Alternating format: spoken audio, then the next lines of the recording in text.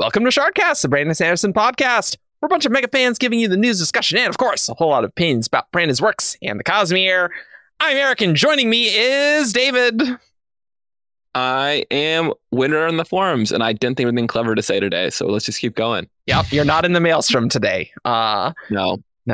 Also joining us is Evgeni. Hi, my name is Zillion. Which one, though? Are you the Lodestar? I said my name, not my identity. Also joining... It doesn't matter. I could be some other Zillion. Also joining us is Grace. I am a thegatorgirl, and as you can probably guess from my name and the fact that I wear silver, I am a Threnodite. It's true. That's science, really. Yeah, it's confirmed.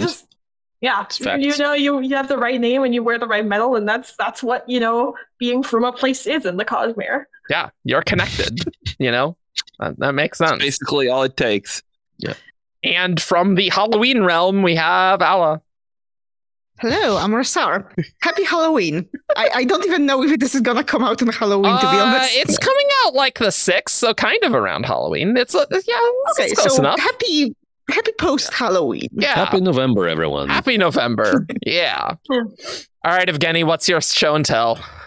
I have a very, very small, completely irrelevant show and tell. Great. But I was cleaning up my office kind of cubicle some time ago, because I don't go to the office anymore. I work from home. And when I started at the company, they gave us these... Oh, that's going to be unfortunate.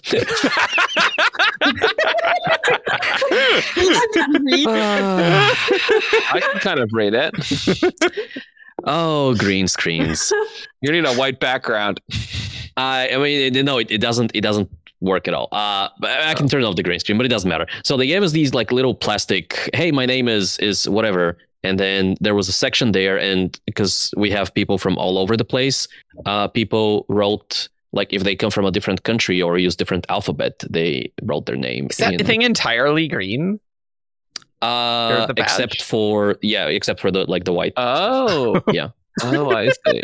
Yeah, I see what's going on. So yeah, they gave us these transparent pieces of plastic, and these are I thought it was.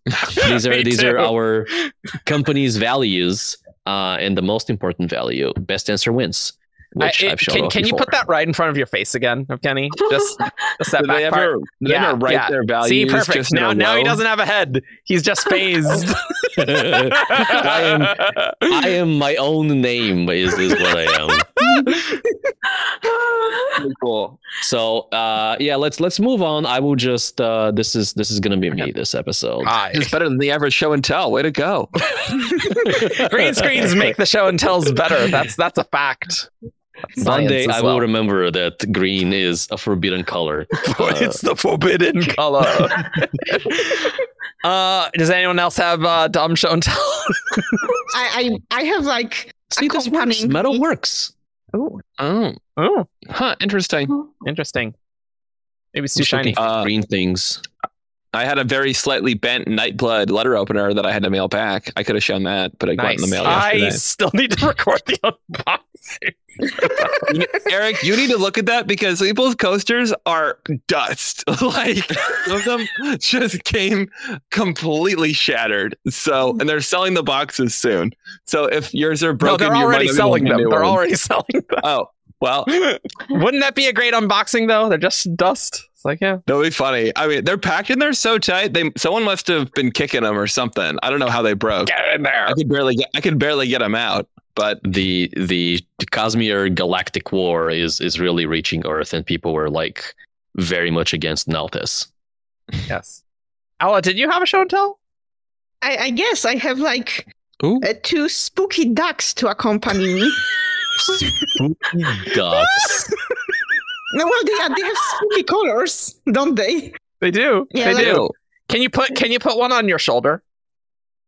I don't know if it will stick, but that's fine. All we need is one good frame. We just need a good frame of it. Native of First of the Sun. Nailed it. That's perfect. your AVR. Yeah, perfect. Yeah, I don't even know where they're from. Like the sepia tone. Yes. Yeah. Yes. My dad he was on some sort of conference, and he brought back a goodies bag and just put those two on my desk before he left for home. The terrible swag that's like, hey, do you want things? I'm like, why though? So they can be thrown away later, Eric. Wow. Thank you for attending our tech conference. Here's some toothpaste. Here's a and pencil. I'm like, wow, great. That's super cool, I guess. He did get one like great thing. Like it was a charging cable for a phone that had like 3 different types of like phone plugins. Oh, and it was like ports spooled up so you could extend it to like 2 meters. Those are cool. Those are cool. Yeah, but I only got. He only gave me the ducks. Wow, you didn't even get that one. Wow, keeping the good stuff for himself. Yeah. Well, you know what is cool? The Sunlit Man. And today we're gonna talk about Sunlit Man lore.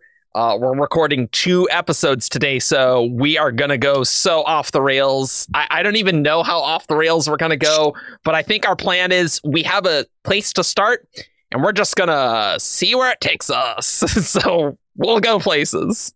I did in fact watch YouTube videos trying to figure out how light bulbs work because of the analogy for this episode. Oh. I just didn't get it. I don't. So I think the explanation that Brandon gives in the book, which is, this is like an incandescent light bulb, doesn't actually work. Like, I don't think incandescent light bulbs. Like, I feel like I kind of learned, but I was like, I'm doing my homework and learning how incandescent light bulbs work for this episode. And I just could not. It just failed. You kind of have to be inspired by how incandescent light, like you can use that metaphor and it's a little bit like that, but not exactly. But the metaphor is good enough to like get you in the right ballpark of how things work. I like how we're like, we're going to talk about that later. And there's like incandescent light bulbs. It's like good. I like that. I appreciate that. We should talk because Alla and Grace were not on our Sunlit Man reactions episode. And I know, Alla, you really wanted to be on that episode, but you had a place to be.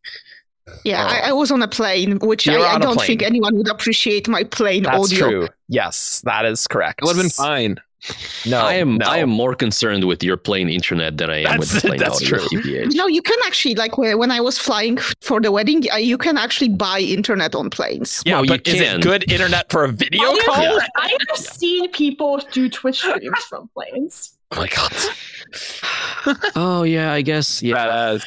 Yeah. That's like during like a subathon, if you have to like fly somewhere, you just keep your Twitch stream going on the plane.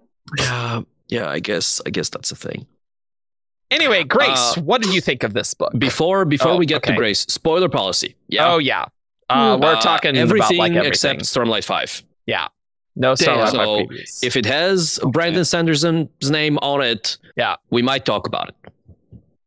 The Steam leads comparisons are going to get wild, guys. That's So, Grace, what did you think of this book?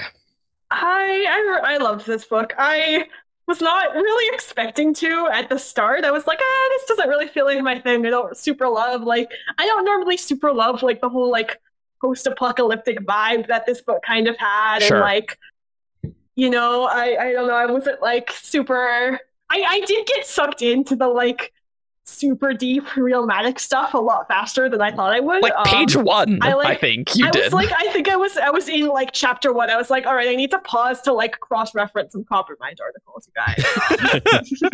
Well, it's the core of the planet does exactly that. Actually, it sucks in. Yeah. Boo, terrible. Why are we going back to the mechanics of the planet again? But I mean, yeah, like so I was interested in like the realmatic stuff and all the wild investiture stuff pretty much right away. And then once Zellian like connected to the people and started talking to other people, I was like, oh, I actually really like this, because I feel like when I've like the side characters often like make or break a book for me, and I really liked a lot of the side characters in this book. Ox is amazing, and I hope he never shows up again, because I don't want to read his original sacrifice on screen. The second Ox shows up again on screen, I'm like, crap, I know what's coming. Yeah. Oh, I want to see it. I want to make people suffer. Yeah, suffering. It's interesting that like I feel differently about Ox than I feel about like Elegy, for example. Like, I would love to get an Elegy like Sure. prequel story, but really? I guess like there's the emotional attachment with Ox, Yeah, I whereas think that's the Elegy is difference. just like, hey, some guy that died. And we know all the Elegy stuff. We don't actually like know that much about the Ox stuff. You know, like Yeah, Elendy's yeah. story is pretty specifically laid out. I mean, yeah, that's true. There's a lot of like history and world building that I think would be really fascinating about classical Scadrial, but yeah. Make your bingo cards. Was Elegy and classical Scadrial already on your bingo cards? Okay. Cannot wait to bring up I will live say, I feel like, I like Hoid quite a bit less after this book. Yeah, for sure. He's like, you did this to save the Cosmere. He's like, no, I did it to save your life. And Hoid's like, same thing. And I'm like, I don't know about that. He said he was sorry. All is forgiven with Hoid. and he didn't, and he opted into not getting the last word.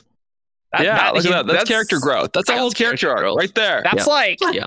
thousands of years worth of character growth right Yeah. there. That's we a big didn't see moment. we didn't see all the time, but we saw right there. He changed. Congrats, Hoid. Just give Hoid to the Night Brigade, Zellian. Like, it's fine. He'll handle it.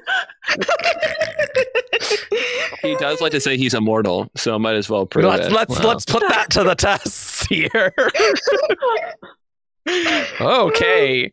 Ella, what do you think on this book? This was the most metal book Brandon has ever written, and that's despite him writing a whole series about metals. You have to wait for the cyberpunk Mistborn for that. That's the metal Mistborn books. Yeah, but yeah, I really enjoyed it. I love the world building. Zellion was great. The whole like Mad Max Fury Road plot in space was fantastic. And I love Elegy. I adore her. I would forfeit my mortal possessions to Elegy. And I need to see more of her in other books. Yeah. I wonder if they are immortal. It was don't literally know. what I was just thinking. Like how? Yeah. They're not going to die of heart disease. No. Or lung cancer. Yeah, True. They've got some benefits going for them. Do we want to start with that, or is that not a good idea? I do want to like talk, because like I'm just wondering if her lungs are burned out, how does she talk? Magic.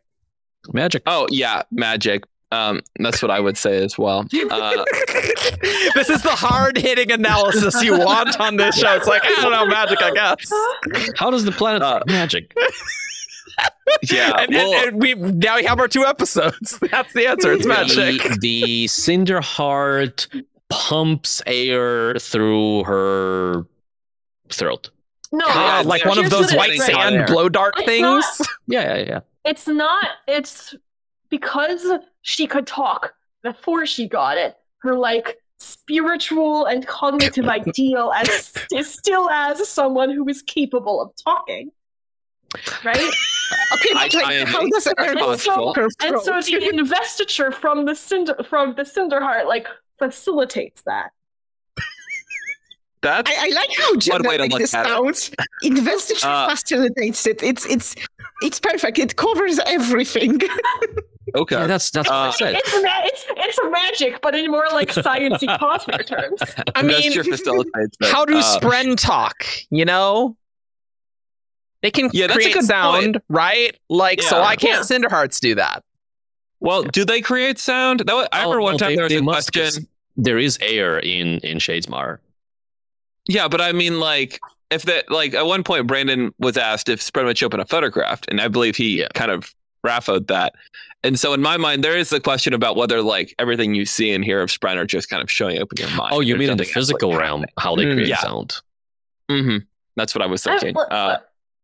Can light weaving create sound? I feel like Yes. Yep. Yes. Yeah. yeah, like if light weaving can create sounds, then investiture can create sound. Therefore, it's not an issue to me. I think not only is it an issue, I was just curious because Brandon kind of dodged the question. Yeah, I definitely think it's possible to be either way. In my mind, I really think of, what are they, the Charred? What The are their Charred. names? Yeah. Yeah. Charred as basically Inquisitors by another name. Like, you know what I mean? Yeah. Like, they have been transformed in a very similar way. They've had, the personality destruction is probably more complete than we see in the Inquisitors, but still very much open in that same way that an Inquisitor is spiritually to outside control, enhanced physically in a similar way. Push for violence. If you stab someone's leg, then there's a hole in it. But if you burn someone's leg, then the flesh is entirely gone. So it makes sense that on a spiritual level, that sort of happens similarly with people's memories. I could see that. Know. Sure. Yeah. Poking holes in the memories versus burning them out entirely. Burning them away. Thematically, it's interesting. Sure. Okay, now I'm wondering if Elegy could talk without opening her mouth.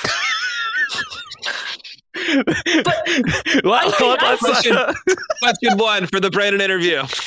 Ventriloquist Elegy. I mean, if I feel there's I genuinely feel there's spiritual cognitive shenanigans with maybe if she lost so much the capacity of how to be a human that she didn't realize she needed to open her mouth to talk before then she could learn how, but it's because she thinks she needs to open her mouth. Shenanigans like that. This is just like summoning an otter blade. It's the reason Nomad needs to breathe in the investiture. This is exactly what I wanted this episode to be. Never did I think it's yeah, but how do the Char talk? Can she be a ventriloquist though? I hope you're enjoying this already. We're just not on the rails. Not on our outline. No. We are that didn't make it. We have went off the rails during the introductions, Instantly. and I don't think we've returned. Yes. It's only going to get worse from here. I'm sticking with it. So I like to think about these episodes as like a backpacking trip, right? So you go, but let's forget about the US because the US is too big. But you go to a smaller country and you're on a mountaintop or whatever, and you see the vast expanse of the land before you, and the different landmarks are the different topics that you would like to visit in this episode. So this lake is that's me. Sunhearts. That's me. No, that's that lake. At least on my camera screen. It's Airlac. Airlac. Yeah. Or what was that lake in Tress? That was a lake in Tress. It was the Eric Lake. Oh yes. Oh no, not or the Eric Island. The Eric Island that had lakes. That's right. Yes. Yeah. Yes. I don't know if that's referring to me, but I think it must be, or it's just very strange. That's a very specific name to use if it's not a reference to you. If it had lakes and bells, I would have bought it. That's true. That's true. Anyway, so backpacking trip, land, you see all the landmarks. So there's a landmark, and these are all the topics you want to visit. There are roads and there are railroads to all of the places. You don't have to follow them. Right? I can go from this mountaintop to the other mountaintop through the forest, which is the forest of hell. And sometimes it is like backpacking in the US and you get lost and die in the woods trying to find a place. That's true. I have died on this podcast 4 times so far. Wow. Today, even. I would like to point out that when you go backpack in the US, there are still landmarks, not just in smaller countries. No. So the reason I excluded the US is because the US is just too big. And there are places where if you were dropped, there's nothing. Evgeni, there's nothing quite like a long, unnecessary analogy / story that you do. It's a metaphor for this show. Back to the Charred. Here's a question that I have. Charred, yes. Okay, so the Charred are made with Sunhearts that are modified with an outside investiture. Yes. What is that investiture? Where's special investiture? Yeah, it's just special investiture. Okay, oh, Brandon. Yeah, what is that means nothing. Thanks, Brandon. Okay, I feel so it needs to be. I think the Charred, whatever their Sunhearts are called.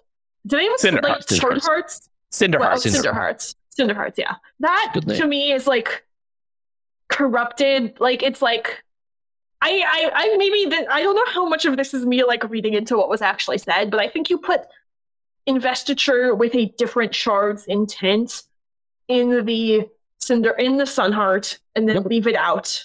So instead of like a Canticolian giving some of their heat to the Cinderheart or to the Sunheart and leaving it out, you put like a breath or something in the Sunheart and leave it out, and that's how you make the Cinderheart. Yep. I feel like breath is probably the easiest way. Yeah, there's just an inherent like transferability, and you already have the commands. You could command it in like a particular way to have a particular effect, maybe the Scadrians are doing. Maybe, yep. Or even just like breath is inherently sticky and is easier to transfer than other. I'm just thinking like, what's the easiest other investiture to get inside there? I will say, because we learn about this from like Scadrian scientists who are speaking with Nomad, whom they've clocked as, oh, you seem smart. Are you an Arcanist? Mm-hmm. I don't think that scientist would say special investiture. That scientist would just say breath. Because breath is so, like, it's such a common thing in the Cosmere. Do we think that anti-investiture would make any sense? Like, what if it was anti-heat? I mean, the anti-investiture seems to be a bit explosive in like the form we know it now. When it comes into contact with its matching investiture, yes. I mean, do we know if like it's only explodes if it's like matching like same shard investiture or like any investiture? I mean, I guess I thought it had to be its own opposite. That is my read of it. That's what I thought. But I don't know if we necessarily know that. There's also like when Rabonio kills her daughter, like her daughter doesn't explode. Like that annihilation reaction is not on the same magnitude as, you know, the sphere. Mm-hmm. Well, the Trillium Bomb, but also like Gavilar sphere that Navani gave to like her scientists to experiment with. Yeah. So then like it still like annihilates investiture. So like if you put anti-investiture into a Sunheart, wouldn't it just eat a bit, like annihilate a bit of the sun's investiture and then do nothing more after that? Well, maybe I don't know. Maybe. I think that's possible. I think you can also, like, I don't think it's anti-investiture, but I think you can spin that in a way where it's like, oh, so you're putting a little bit of anti-investiture, the sun comes in with like all of its investiture in there, and like the annihilation reaction causes some kind of like either a chain reaction or a warping or a modification of the rest of the normal investiture. So it's not just, 100 units comes in, one of them cancels out with 1 unit of anti-investiture and you're left with 99 normal units. It's like, oh, well, but those 99 are now warped in some way. I don't think that's what's happening, but I think you can make an argument. Before we continue with this, because I think we've reached our first topic. Yes, yes, this is what we're talking about now. Yes, I wanna reel us back just a little bit and like recap, or maybe even like discuss how Sunhearts work before we can go into how Cinderhearts it's related. Work. Yeah, for sure. Okay, sure. So what do we know about Sunhearts, right? If a person from a person from anywhere really is left out in the sun completely burns them, and their kind of innate investiture or like any investiture that they have on them acts as a resistor in this current that goes from the sun to the core of the planet. And it is that resistance that like causes investiture from this current to coalesce into a Sunheart, or into a heart, I should say. Yeah. And so we see that with natives of Cantico, you leave them out, and for magical reasons, their bodies evaporate, their soul becomes the seed for a Sunheart. Yes. We see that with the Rasarr. We don't know whether he had like breath or whether it was just his native investiture that caused the Rasarr Sunheart, but we had the same effect. And we also know that if a Sunheart is empty, we are told that they can't put heat into an empty Sunheart. Yes, because it's effectively dead, right? I know this is something that I had gotten either wrong or was confused by.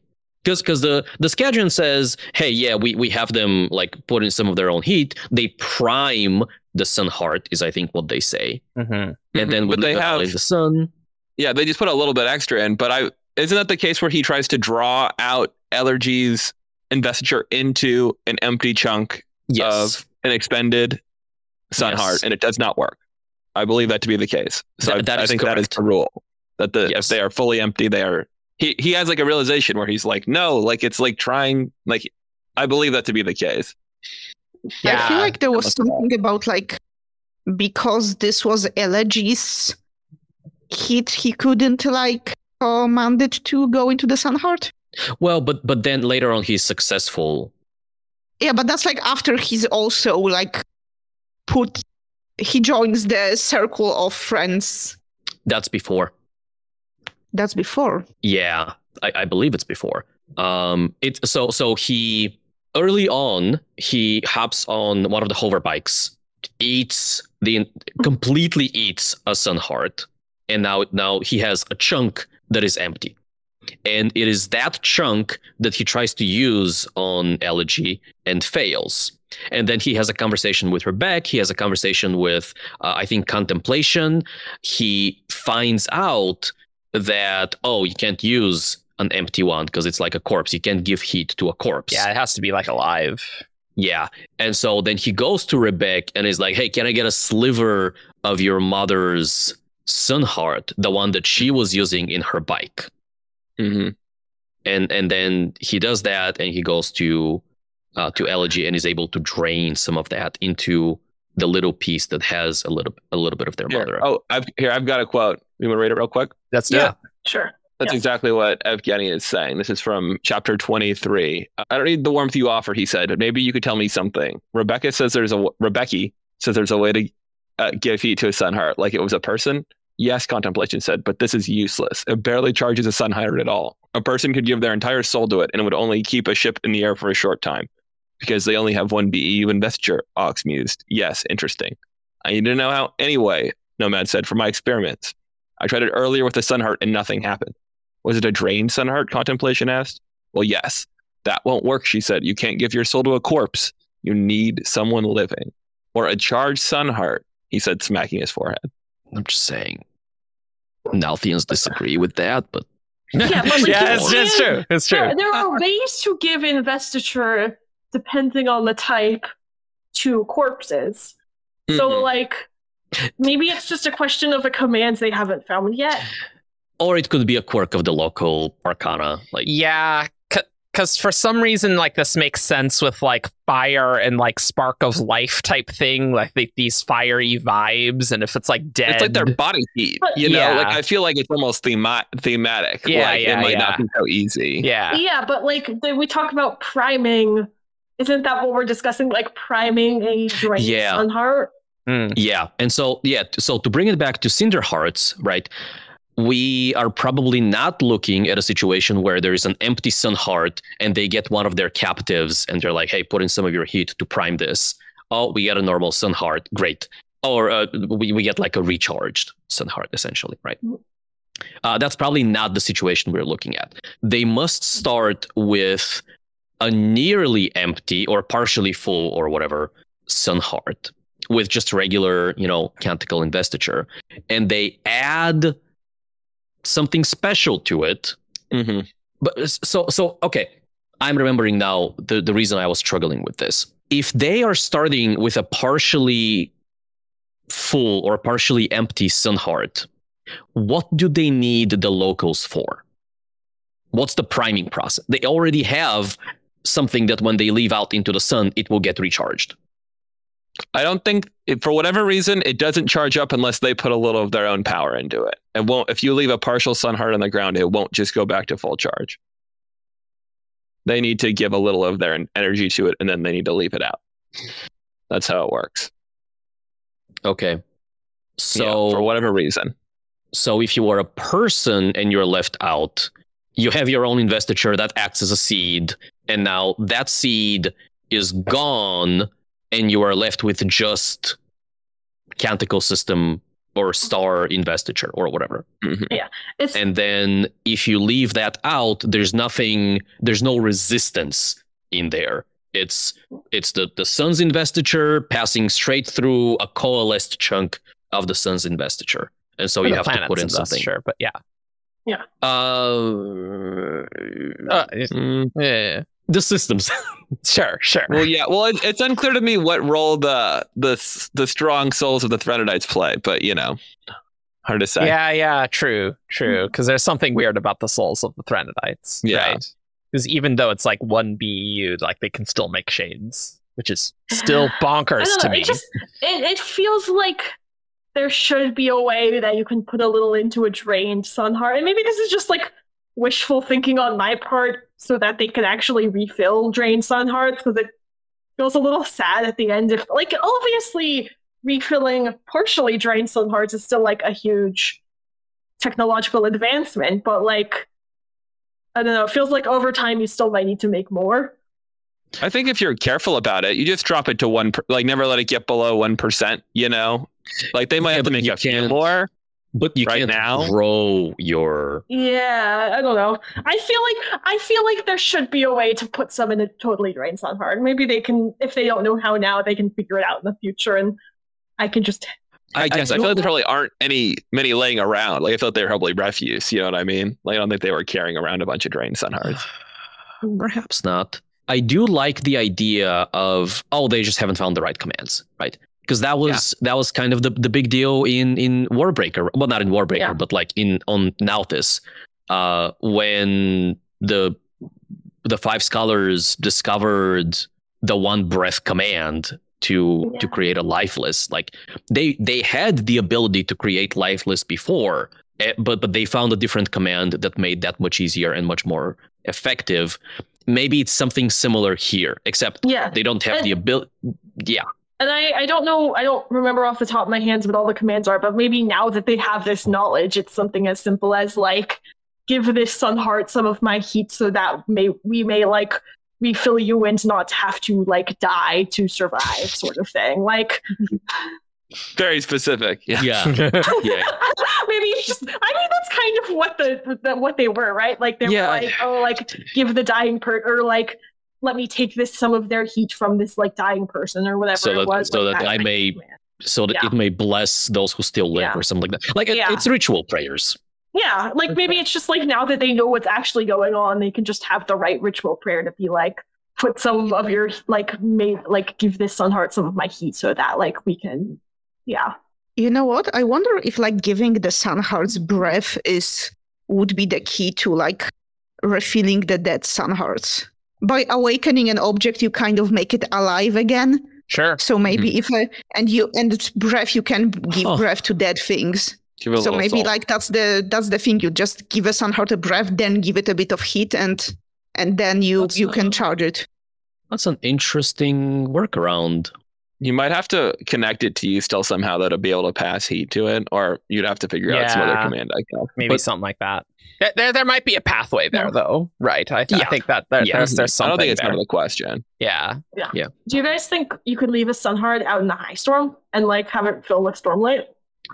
Ooh. Drained? I've thought about that. Like I don't know either. Both. Not fully drained. Does that make the Sunhearts like Threnodite gem hearts? Does that even make sense in the first? No, it does make sense. In fact, they draw a very similar parallel in the book when Nomad is first trying to understand how that works. In the same way that you can't put Voidlight and Stormlight in a gemstone at the same time, as far as we're aware, I don't think it would naturally recharge with Stormlight, because I think it would have a little something in there, and I just don't think that fully drained Sunhearts recharge in the way that an empty gem does. So I just don't think anything will occur.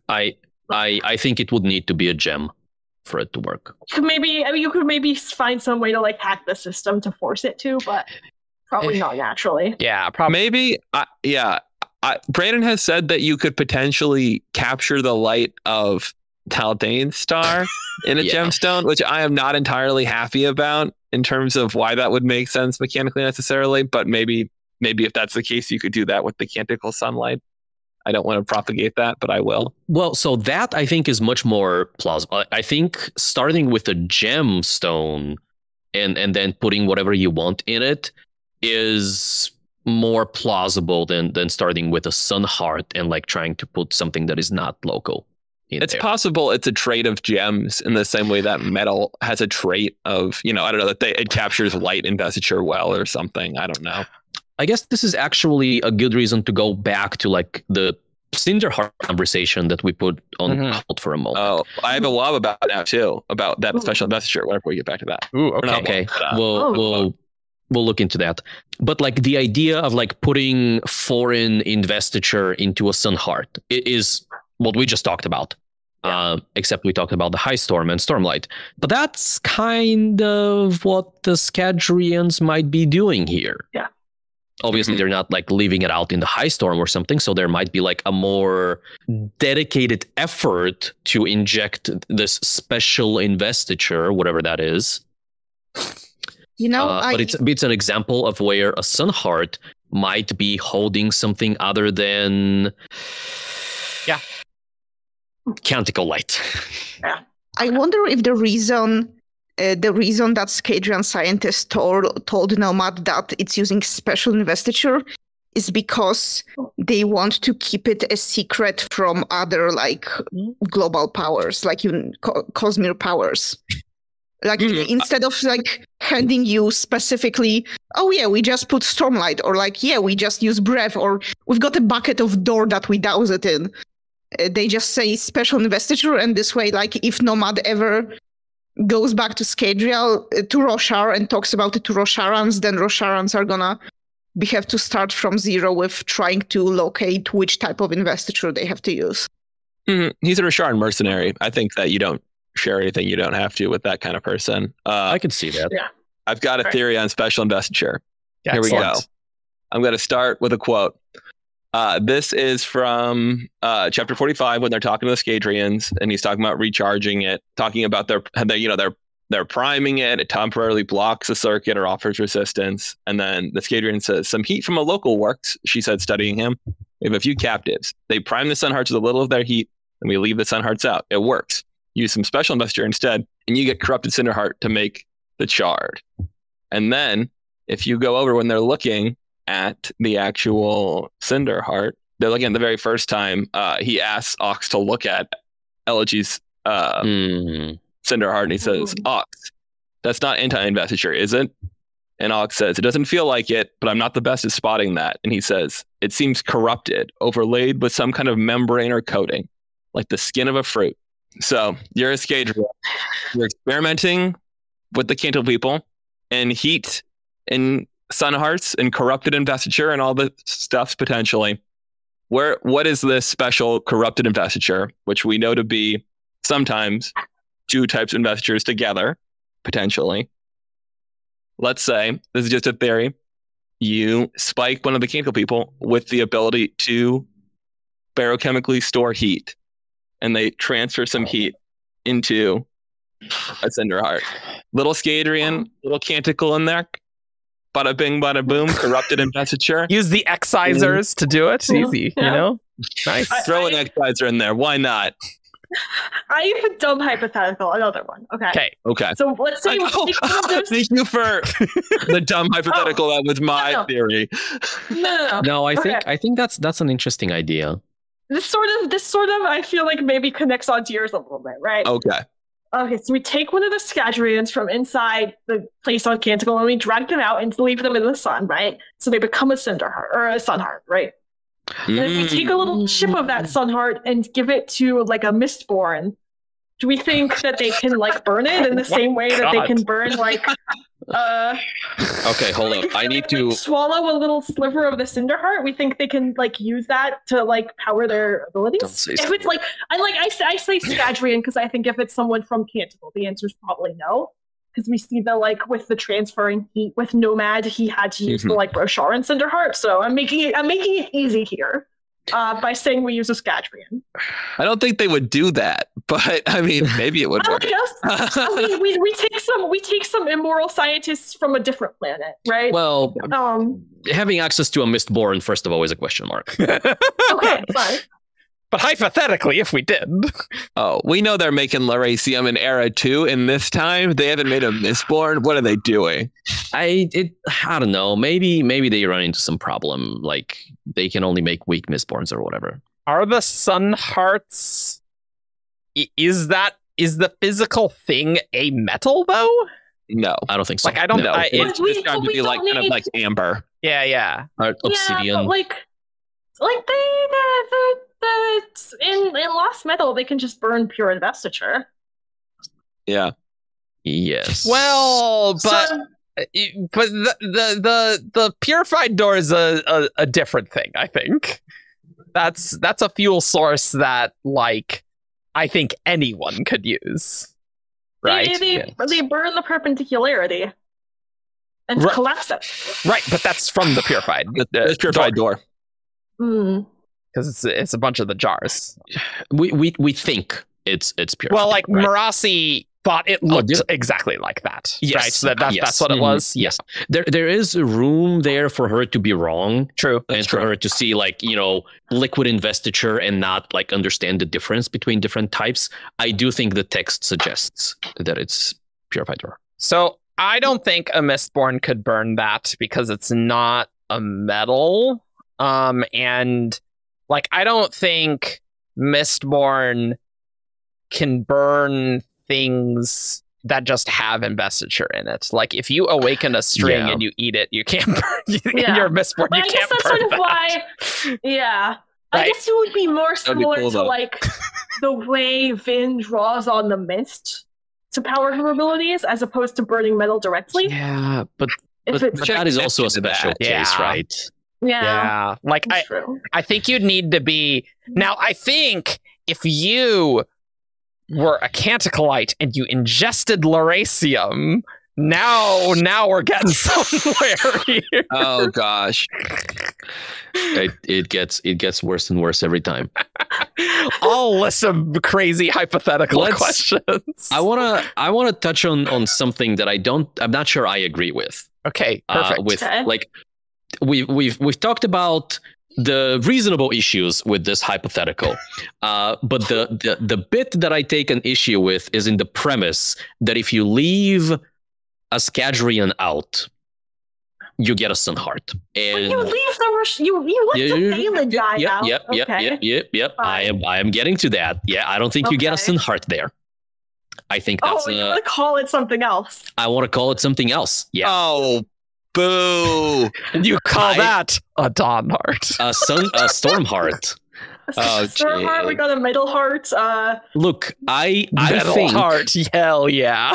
we have learned, or we have found out, that if you use a different seed to prime a partially full Sunheart, or to prime like this circuit that's happening in the system, if you use a different seed, you get a different effect.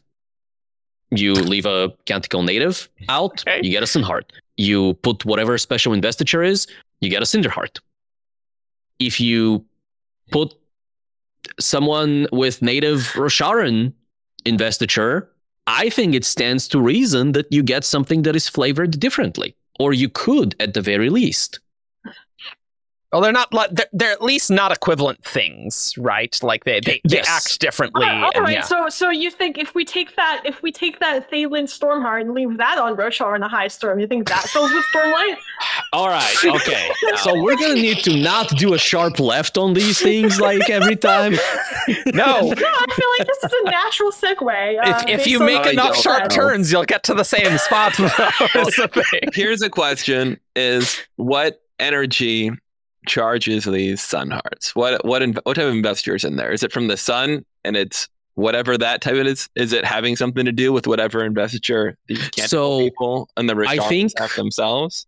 I think it is the same situation as the Cinderheart. So the majority of the investiture in the Thalen, in the Rasarr and Sunheart, would be the local investiture, and then there would be like a it's like colored differently type thing. Either colored different for some reason. Nomad says it's small, which it doesn't make sense to me, but whatever. So either it would be colored differently, or there would be like a layer of other investiture on there that you can potentially like lance out or whatever. I don't think I agree, that's what because.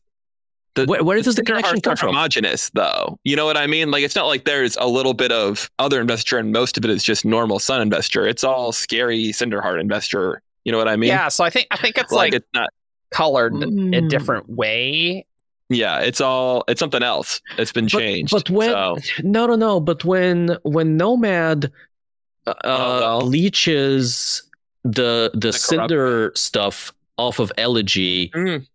It restores itself back to like a healthy, like you're right. Color. That's true, because that's because that is the membrane, I guess. Yeah. Right.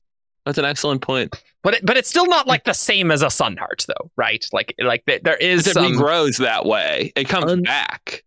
You know, she has to keep doing it, doesn't she? Yeah. No, he says she's concerned that what happens if the voice comes back, and he's like, here, this is a piece of your mother's Sunheart, repeat this prayer to like cleanse yourself of this thing if it happens. So we never see it happening. Sure. No, okay. we don't see it. Okay, interesting. Nomad's thing will probably come back, but that's like a living process. His is special. It might. Yeah. He says that he thinks he thinks he could fully do it, and like if he fully cut back all the scar tissue, he might be able to fully sever himself from the Dawnheart and like escape the connection. But also he would lose the ability to skip. But he would lose the ability, and he wants to keep those. Yeah. Some bonus. Be on a good planet. I was so annoyed. I was so annoyed that there was no mention. I was like in the epilogue. I wish there was a mention in the epilogue of like him bringing one with him for like the future, but there wasn't like a Sunheart with him to like do that in the future. But does he not leave with one?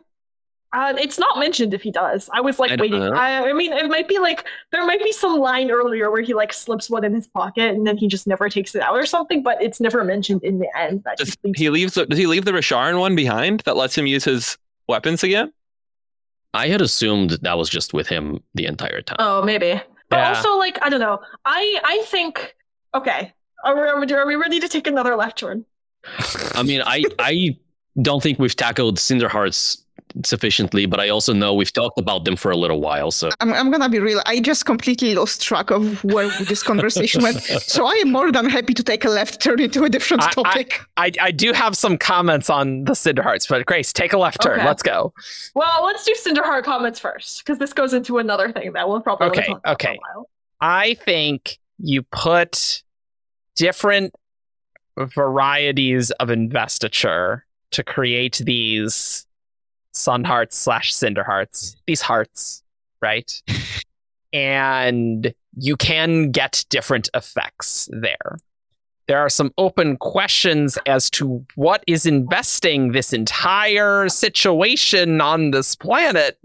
Certainly. Like, if it's of a shard or not of a shard, and I kind of think not. Well, it has to, just because it's... Well, but it could be an Alcium design. So like it could be Okay, colored yeah. as a shard, but like it could be like an Adenalcium design. Maybe it's an aether. How do we know this isn't one of the sunlight aethers? True. At the sun, Argent, True. You know. Yeah. Get out of town. Okay, They no, didn't say Zephyr in this. if we're talking about like sunlight Corfier, I've got another one for you. Okay. What if it's the survival shard? The one that like It run is and the hide, sun. and it's hiding in. It's no, in the it's planet? the core of the planet. It's hiding in the inside planet. the core of the Oh, planet. sick. No, Oh, no. I don't hate that. I kind of like that actually. I don't think it's true, but I kind of like that idea. Listen, It and turned then itself in the into a space- god metal, just fully. Yeah, it's just a giant yeah, hunk exactly. of god metal. Yeah, it manifests Yeah, and entirely that's- as a solid. Yeah. and it has like some sort of really massive atomic number, so that's why the gravity is like Earth-like, despite this planet having the surface area of like America. Well, I wouldn't Smaller. say it actually has a high atomic Yeah, like number. the There's magical fictional- stuff that gives it Yeah. more density. Let's Yeah, say. right. Well, maybe, Eric. I mean, I would say it's magical gravity, not a physical gravity, but that's irrelevant. Look. Doesn't investiture and mass all behave the same anyway? Yes, that's why I'm yes, it's the same effect caused by two different things that cause the same effect. So I think the special investiture, I don't think it's as easy as just putting a breath in, because, and I probably should have reread this passage, but yeah, the Rasarr and Sunheart was really weak, right? Small. It was small. Yeah. Maybe dim is also a word that is used to describe it, but I'm not 100% sure.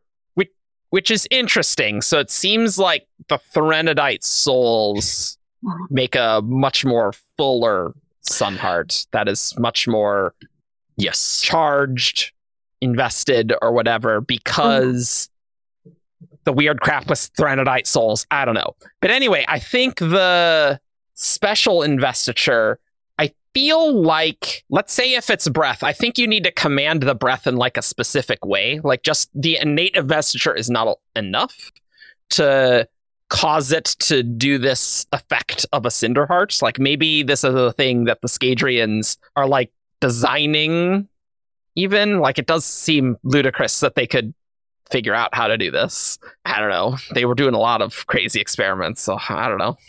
I did have a passing thought that maybe special is really the wrong term, and it's really like proprietary. So like they start with harmony's investiture or preservation or honor or like whatever it is, and they are able to like tweak that in like a specific way. It sounds insane to me. I will say the term proprietary investiture sounds cyberpunk as hell. and then they'll go to Scadrial and have metal hearts, and it'll be metal. Metal hearts. I mean, like that's kind of, I imagine that had to be the end game, because like Nomad even says that this is like a military research group. Well, not he in those actually exact says words. they are certainly not that. They're just an arm of the government. Like they're just there to research. Yeah, I mean, like, Definitely not a military research group. Not an arm of the government.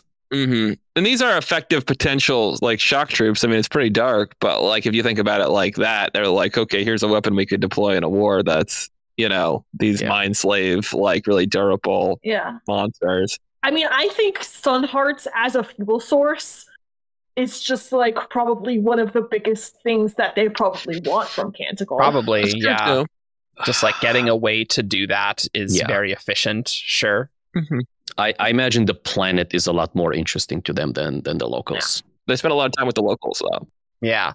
Thinking about the Charred, Scadrians probably have a very unique ability to do like a soothing Duralumin type thing, potentially to control them. Whereas and they are the source of the leeching bracers. Yeah. So like Scadrians probably having something like this to as troops that are very hardy. Like they don't have offensive magical abilities, but I could see that being very useful to a Scadrian, but not really useful to a Rasarran, right? Because Rasarrans, I think, don't really have a nice way to exploit that flaw, like the hemalurgic flaw, the flaw that the Charred have to like directly control them, whereas Allomancy has a nice way to do it. You could maybe do a bondsmith thing with it. Well, probably. You can do anything with that. But yeah. So like Charred are basically space colors. Space era colors. Yeah, kinda. And like colors that are like more easy to transport around and more pocket-sized. Well, some colors are pretty pocket-sized. They'll grow though. They'll grow eventually. They're tough to look at though. Charred are like intimidating and cool. Yeah. But, like I don't know. I do like that idea of like using Cinderhearts as like, hey, Scadrio might develop a history of making mind slaves that they can control with a super suit thing. So not what I was gonna say, although you're not necessarily wrong. Not wrong.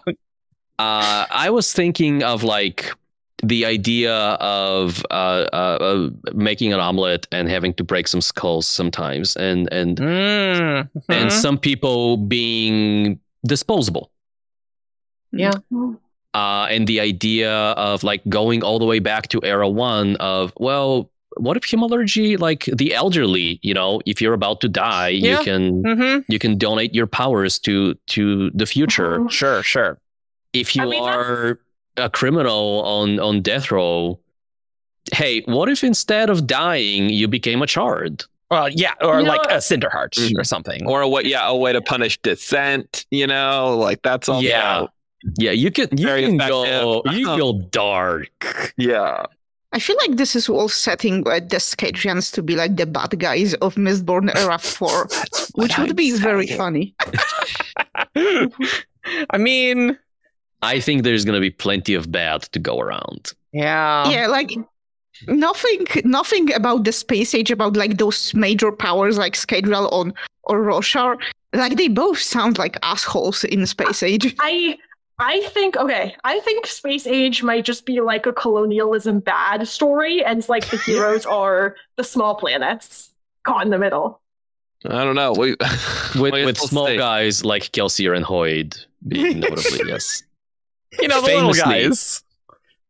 I've only made a few Economy cults. is the hero.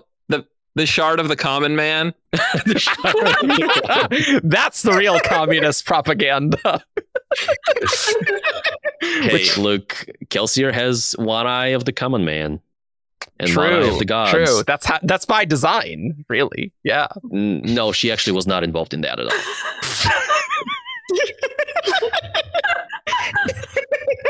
So, Grace, I know you still had a left turn, but yes. Correct me if I'm wrong. The Cinder King had a special Cinderheart, right? Yeah, the special thing. I don't think so. It was just what happened, like at the end with Rebeki, right? Like yes, Rebeki, yeah. So it was the same Cinderheart, just like didn't go in as far to like burn away all his memories. Oh, right. Okay, right. Yeah. And that's what gives him the connection to the Charred. Yeah, unclear how he pulled that off.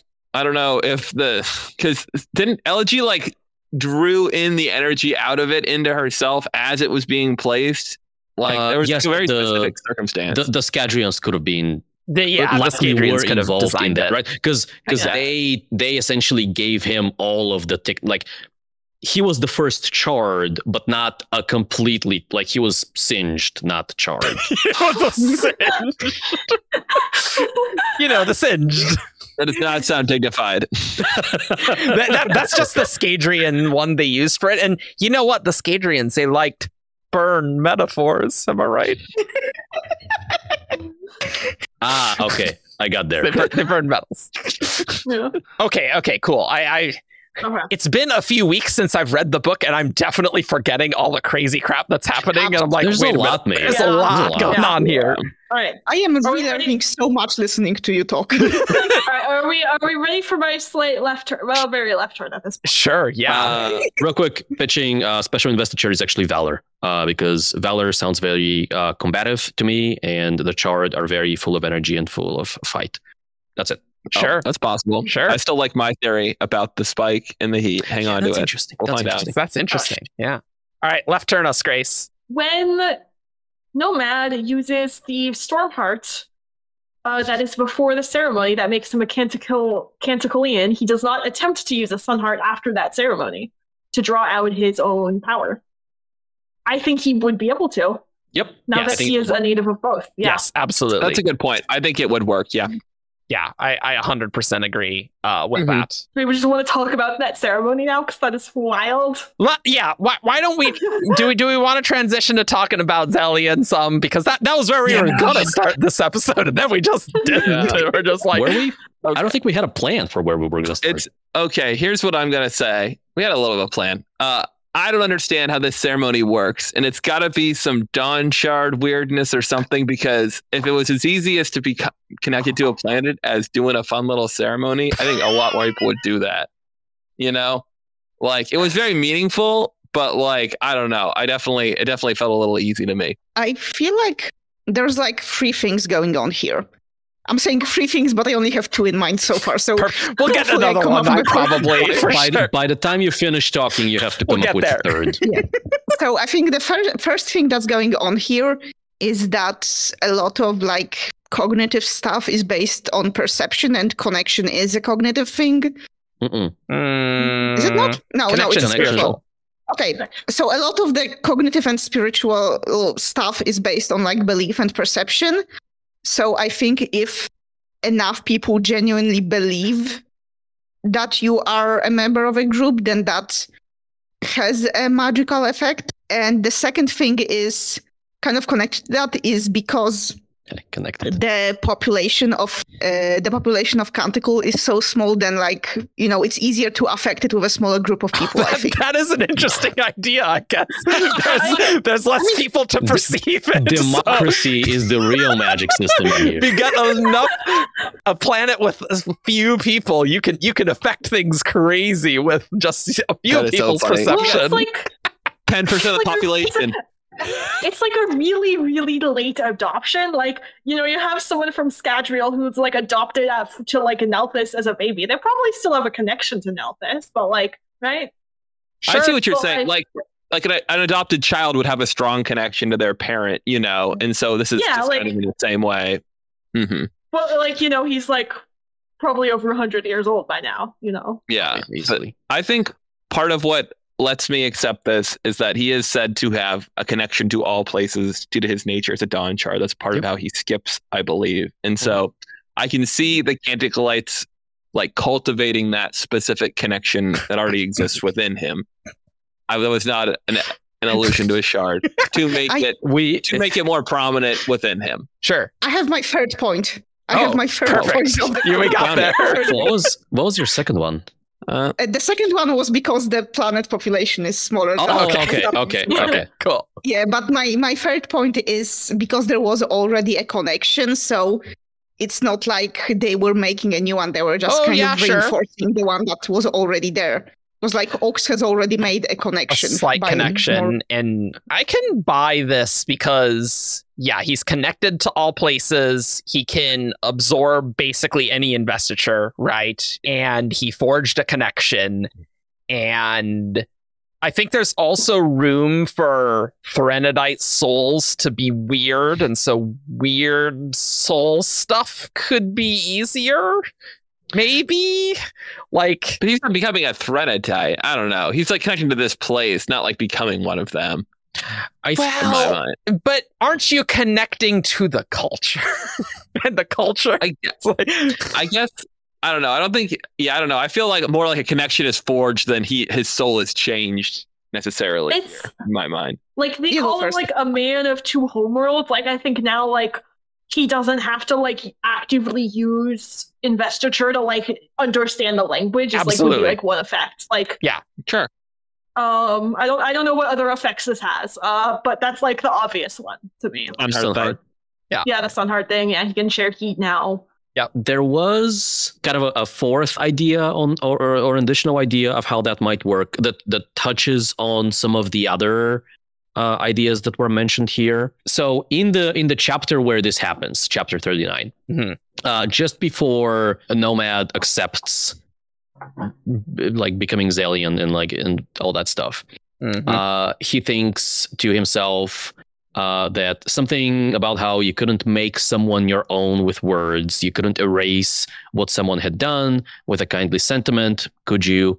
And then Ox jumps in and says, words are power, the Knight whispers, as long as they have meaning, as long as they have intent. And with all the talk of command and intent, this makes a lot of sense. But it also got me thinking, these people seem to be uniquely connected to each other. And so I think there's an opportunity there for them being able to, like, essentially through intent extend that connection to Nomad, and he kind of gets orphaned into this tribe, which as a tribe is of Canticle. Yeah, I think the intent is kind of enough. Like it is a high spiritual threshold to be like, yeah, you're totally connected to a planet. But on the other hand, I think cosmologically, you're always forging connections with all sorts of things, right? Yes.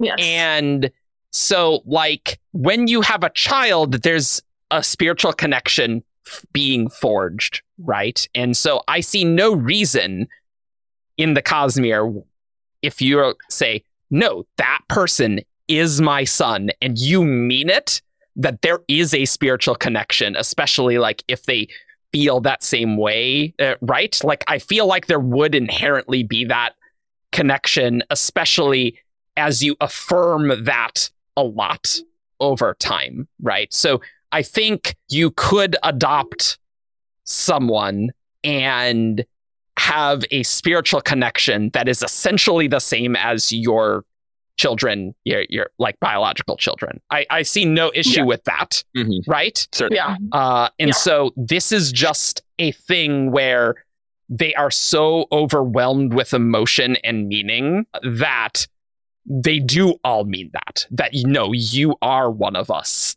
And so I think that's a more extreme way of doing that. So I don't think it needs to be that weird of a mystery.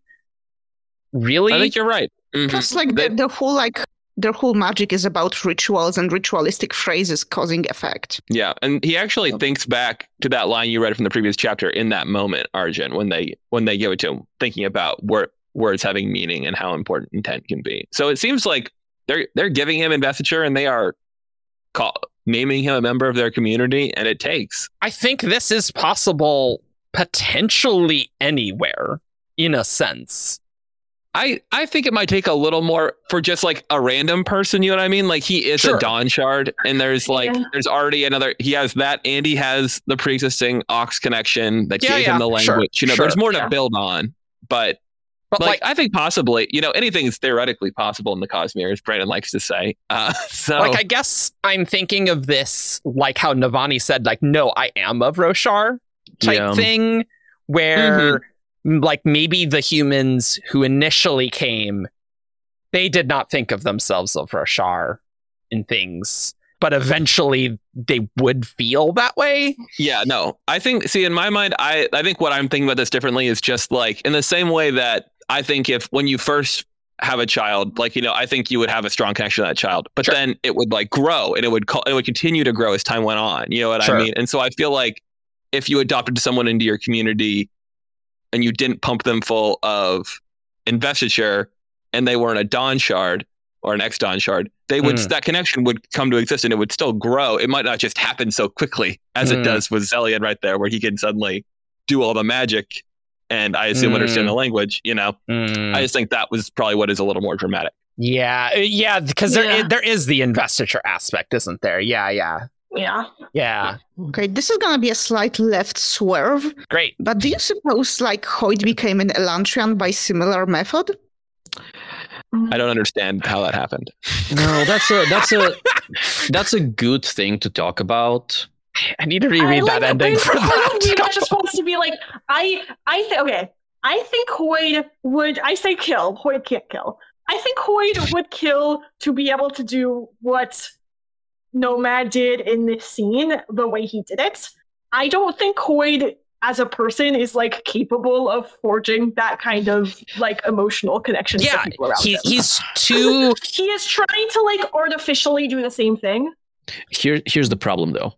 It's kind of exactly what happens. It's not about emotion, but and I was gonna look up the ending of Tress, but I don't think I need to. When he comments on what happens there, he's like, a very exclusive group, and he's referring to the Irie. You can only get in if you are accepted. Well, he could be referring to the Elantrians too. You know, sure, just generally. Okay. Sure. I don't think that, but it doesn't matter. Either way, like the Irie, the organization now necessarily, you know, like look at their goals and other things. Sure. But the idea of like being in the in group, right? Kind of exactly what happens here, right? Just in a moment's notice, Nomad is not a child of Cantico, and then he says, "I accept," and then boom, investiture floods into him instantly. It's a flip of a switch. Same thing with Hoid, right? He's like, "Hey, I tricked you. I won the bet," and then instantly, he's an Elantrian. Yeah, I think Hoid has had to work very hard to like I think Hoid kind of has to do it through like trickery because he as a person is not capable of sort of doing it in this natural like in this sort of more natural way that Nomad did it, of like I just like genuinely came to like care about these people Hoid's and save them and kind of slimy, slippery guy. Well, I don't know that is his goal, though. You know what I mean? Like, he's going around gathering these powers and he's making these connections, but like I don't know that he would want to become invested in that way. Like, why would he make that choice? I guess, you know. Well, that's certainly true. It's just if he wanted to hack himself to be an Elantrian, but no, Grace, I agree. I see. I understand that specific situation, like getting enough connection that he could theoretically become an Elantrian, right? But something he would be able to do. Potentially, yeah. I do think that probably is a thing that he's not willing to do, to have like a different homeland. Like he wouldn't want to do that. And yeah, he's just not helpful enough to get genuine reactions from just anyone ever, really. I guess that's a little harsh. No. Let's push back on that, right? If Shallan had been a member of the Irie, or Kaladin had been a member of the Irie, that's true, right? I'm just saying he doesn't care about Rhaina.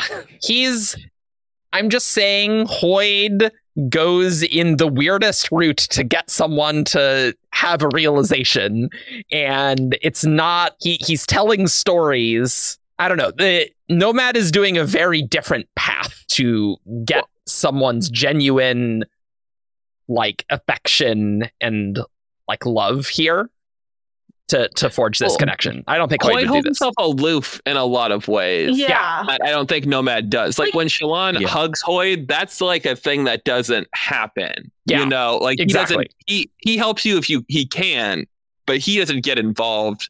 Like him what he's doing with Rasarr is very unusual. Yes, absolutely. Yeah. I would say. Yeah, like Hoid always feels more one-sided than what Nomad is doing. Like, yes, like Shallan and Kaladin are like very grateful to him, but I don't necessarily, and like I think he is somewhat fond of them and will help them if he can, but I don't think it's that same like sense of like love and like wanting to help and protect that we see Nomad absolutely have. I think it's a little bit of it's not a savior complex, but it's like, hey, I'm in this place, I am so much more and so much better than anyone else here, and not in like an arrogant sense. It's like, hey, I've been alive for 10,000 years. Yes, these are real people with real feelings and emotions and things like that. But like, I am like, objectively speaking, I have done more, I have been more, I have lived more. So like, it's not a status thing, it's a fact thing, I think, for him. And so he's like, yeah, I'll help, I'll do whatever I want. But at the end of the day, they are less important than me. Yeah, well, it's a And- purpose thing too. Like, I don't know if it's partially arrogance, I think, because to have that level of purpose, you kind of have to believe that you're right about what you're doing. But like, it's not like Hoyd is like, Yeah. I'm out to make myself king of the Cosmere. Like, we know Hoyd has a goal. It's unclear exactly what that is. Yeah. But he's putting that up. Like, if he could save Rasarr and do what he wants to do, he would. But and when it Nomad comes is down not to it, like there's that. no question. Mhm. Yeah, Nomad is Right. still Nomad getting is pulled in. Yeah, which could be a character difference, could be an experience difference, but like his like part one from a 3-story act perspective, arc of the book is I am going to scam these people out of their investiture and then skip on right out of here. Literally. And then he just doesn't do that anytime there's an opportunity. Yeah, I think in the version of this story where Hoyd shows up instead of Nomad, he inspires like Elegy to do something, or Rebecca. You know, he's not the agent in these situations. He's there doing his own things, and if he sees something happening, he'll give him a nudge in the right direction, but he would be there for some other purpose. Yeah. Whereas Sigzil is the type of person to always get involved. He kills the Cinder King. He solves the problem. Yeah. I do think it would be a lot of fun to have Brandon just spend, maybe 5 minutes on stream, talk about the idea of what if it had been Hoyd that skipped here? How would the events of the book have played out? If Hoyd can skip. Yeah. Okay. Yeah. So I want to talk if we can talk about some Zellian stuff beyond the ritual, and I want to talk about skipping and his power set, because there's some weird stuff going on here. Can Hoyd skip? I don't. Maybe. We have a wob. Hold up. Oh, we have a wob. There is. So Secret Project 4 live stream Yep. that happened over a year ago. Yep. Void Blessed 27. That's a great asks- name. Great name. Yeah. Can Hoyd skip like Sigzil? Brandon Raffo. He hasn't been able to in the past. You have not seen him able to do so in the books you have read. Okay. Yeah. Okay, If we take the current Cosmere timeline as being where basically Stormlight is, with maybe the Wax and Wane books, this is where we are in the real timeline without any glimpses of the future that some of these books are providing. Hoyd has no idea how to do this. And I think it's interesting too, because there is a 2018 WOB where Brandon kind of essentially says Hoyd might no longer need a perpendicularity, but it's maybe not quite canon yet. So he's like obviously been thinking about this for a little while, and I think he may eventually get that ability. That's Didn't more the or less Secret what he's Project postscript say, hey, this could have been Hoyd's story? And it saying. I just think he didn't work for reworked him? it from a Hoyd story. Yeah, so like I So think it's like he said like the very like Hoyd like way I don't think before he got published. I think It was like the this maybe a genesis Hoyd- of this story idea, Yeah. right? That Okay, it was like Hoyd a guy investigating. shows up on a planet, figures out the magic. Yeah. Yeah. So it's not necessary that there was a version like in his mind where Hoyd was skipping. No. What if Hoyd isn't skipping, but he has a similar transportation ability that he can direct more specifically? Because Sigzil can't do that, so maybe it's not skipping, but maybe That's not maybe the there's something vibe I else. got from that WOB. It sounds like Hoyd can't do this. Yeah, that is Right. true. That is true. Like it seems like, and we see like in Stormlight, like at least within Rock timelines, he That's true, came through yeah. the perpendicularity, so Yeah. he was still walking. And like in Secret History, he also needed to sail on a corpse. Yeah. That's true. He's been alive thousands of years. That's not that hard to walk through Shadesmar, So right? for this swap, this is like current Stormlight, but does that mean like Yumi? So Oh, probably so- no. No. But he still needs But to couldn't maybe take the skip spaceship onto- though. Yeah. But he says Oh, they have to find a true. spaceship to get off the planet. Yeah. Get to 9 Iron Station. Although it is. Iron 7, if skipping requires a ton of investiture, maybe it's just not something that's like available to him at this moment. Although he is He just elements, grabs so. Yumi and just nom nom nom nom. That's terrifying. Okay, Sigzil, don't go over to Yumi. Don't do that. Sigzil's solution to the father machine is just walking over. It's like, nom, nom, nom, nom, nom, nom. Give it to me. That's how he solves the problem on Kamashi. that would be a fun Sigzil shelves all the secret projects. Like he just consumes the aethers out of the sea, and he's like, Sigil just walks into the where the nightmares are, just eats all the corruption. He pulls out a straw, a metal straw, because he's worried about the environment, and just slurps the shroud. Well, would it be a metal straw? That would give a flaw for the Scadrians to exploit here. He's specifically using a plastic straw here. it is stone. Yeah. Well, right, because they don't have oil on Rasarr, right? What? I guess not. What? They have it like to make plastic. Apparently, or maybe not. I don't know. Sorry, I thought cooking oil you meant petroleum. I'm sure they can, once they see oil, I'm sure they can figure out how to soul cast oil. Oh yeah, they can soul cast oil is one of the essences. Yeah, of course. Number 7. Right. Yeah. I was just thinking from a geologic perspective here. Whereas at least on Scadrial, ruin and preservation could like make oil deposits, right? Like they can do that. I've always assumed that like oil as an essence was like oils from like skin or like olive oil type oil, not like oil from like the crowns that you burn. I don't know. Look, I think it can blood Yeah. If you can make blood and water out of these essences, it's the hydrophobic essence. Exactly. The hydrophobic essence. Brandon basically said that. He's like, it's what's water soluble and what's not. Everything like that. Brandon's thought of all. These are all the essences, guys. He's thought of them all. Talk about body focuses. Let's not do that. Hold up. I had a Stormlight 5. He said in a WAP. That's true. He did say that. So it's just interesting that Sigil could do it, but Hoid couldn't, right? Because Hoid had the Dawn Shard much longer, right? Because that's what's making Hoid immortal. Yeah. Right. Whereas Sigil can definitely die. Yeah. So I don't know. Maybe it's just like a stage thing somehow. Like Hoid grew past the stage where that was easily accessible to him. And like he's in, whatever, Sigil's a stage 2 Dawn Shard and Hoid's a stage 3. And it seems weird that he lost access to a power. But wild idea, right? Okay. So Sigil is from Rasarr, and transportation is one of the like fundamental surges of the planet. So maybe the Dawn Shard's effect is like slightly different and allows skipping because of that like heritage, whereas Hoid, being from Yolen, has some like different powers that are like inherent to the planet that he can do. So like there's spiritual DNA nonsense. Yeah, it's enhancing like the inherent like spiritual abilities of the like planet or whatever.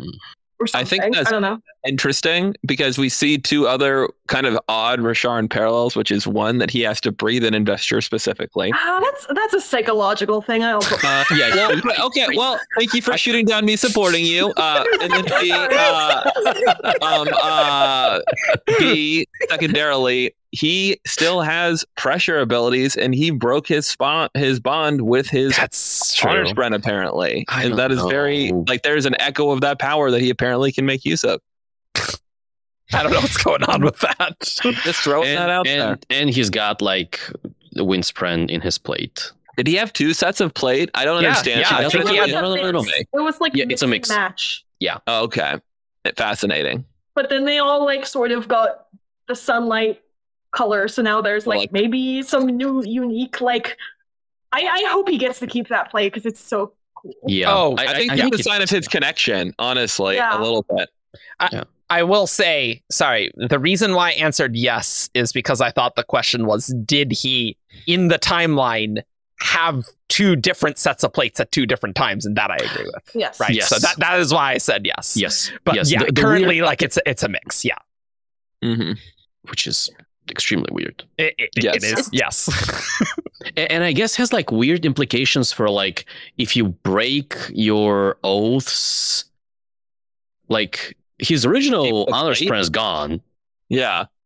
It's it's like a divorce, and the Spren gets some of the children, and the Radiant gets some others, and he gets half. Just half. Plate. Yeah, is there like plate custody? Plate custody, and you know what? If you're having problems with your plate, you need to go to Harkalane, and he will deal with your Spren custody issues. Great press. That company does it all. Truly does it all. Put your comments below if you remember Harkalane. I mean, we talked about He's him never appeared on screen. Never appeared on screen. He's been about as mentioned. No, Bottomishrim's been mentioned more at this stage than Harkalane. Yes. Yeah, no, Harkalane's been mentioned like twice. Yeah, the Starfell's mentioned each time. I just realized, like, since he has those Spren, like, they don't have to go all the way from Rasarr to reach him. So, like, the skipping process not only leads him across the Cosmere, but, like, a bunch of Spren are just along for the ride. Yeah. Well, there's a weird thing with plate where, like, when Kaladin gets his, he's like, oh, the plate is, like, it's always on. And then he can, like, sometimes make it manifest, make it appear. Like, he's not summoning the Windspren from Shadesmar or whatever.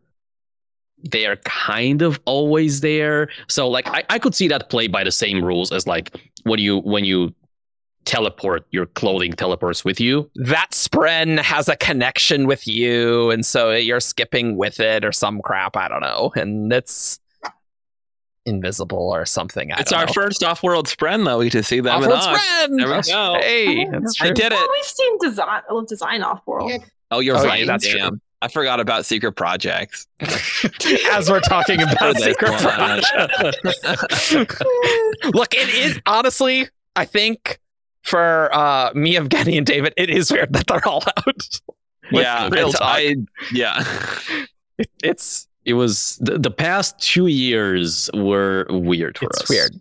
This is a Zelian thing, but it is also a bit of a left turn. But there were tons of YouTube comments saying, I think Sigzil's Windspren or Honor Spren just got killed with anti-investiture. There were lots of YouTube comments about that. Really? And I think that's plausible for sure.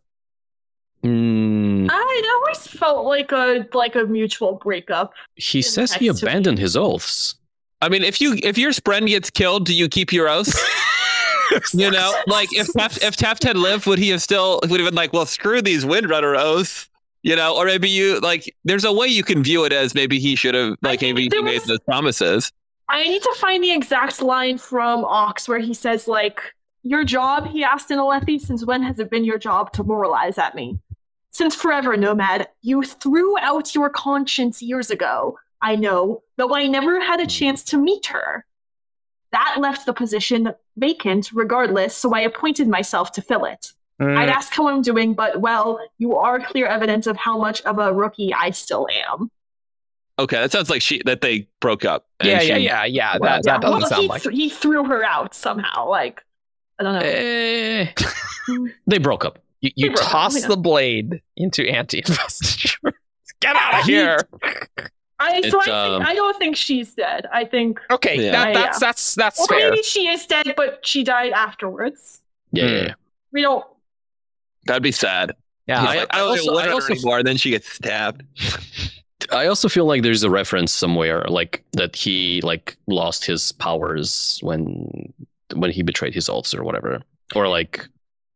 I feel strongly that it was a breakup, not a death. Well, he also betrayed his oaths a second time if he did it the first time. So, like, because he betrayed his oaths to Ox. Yep.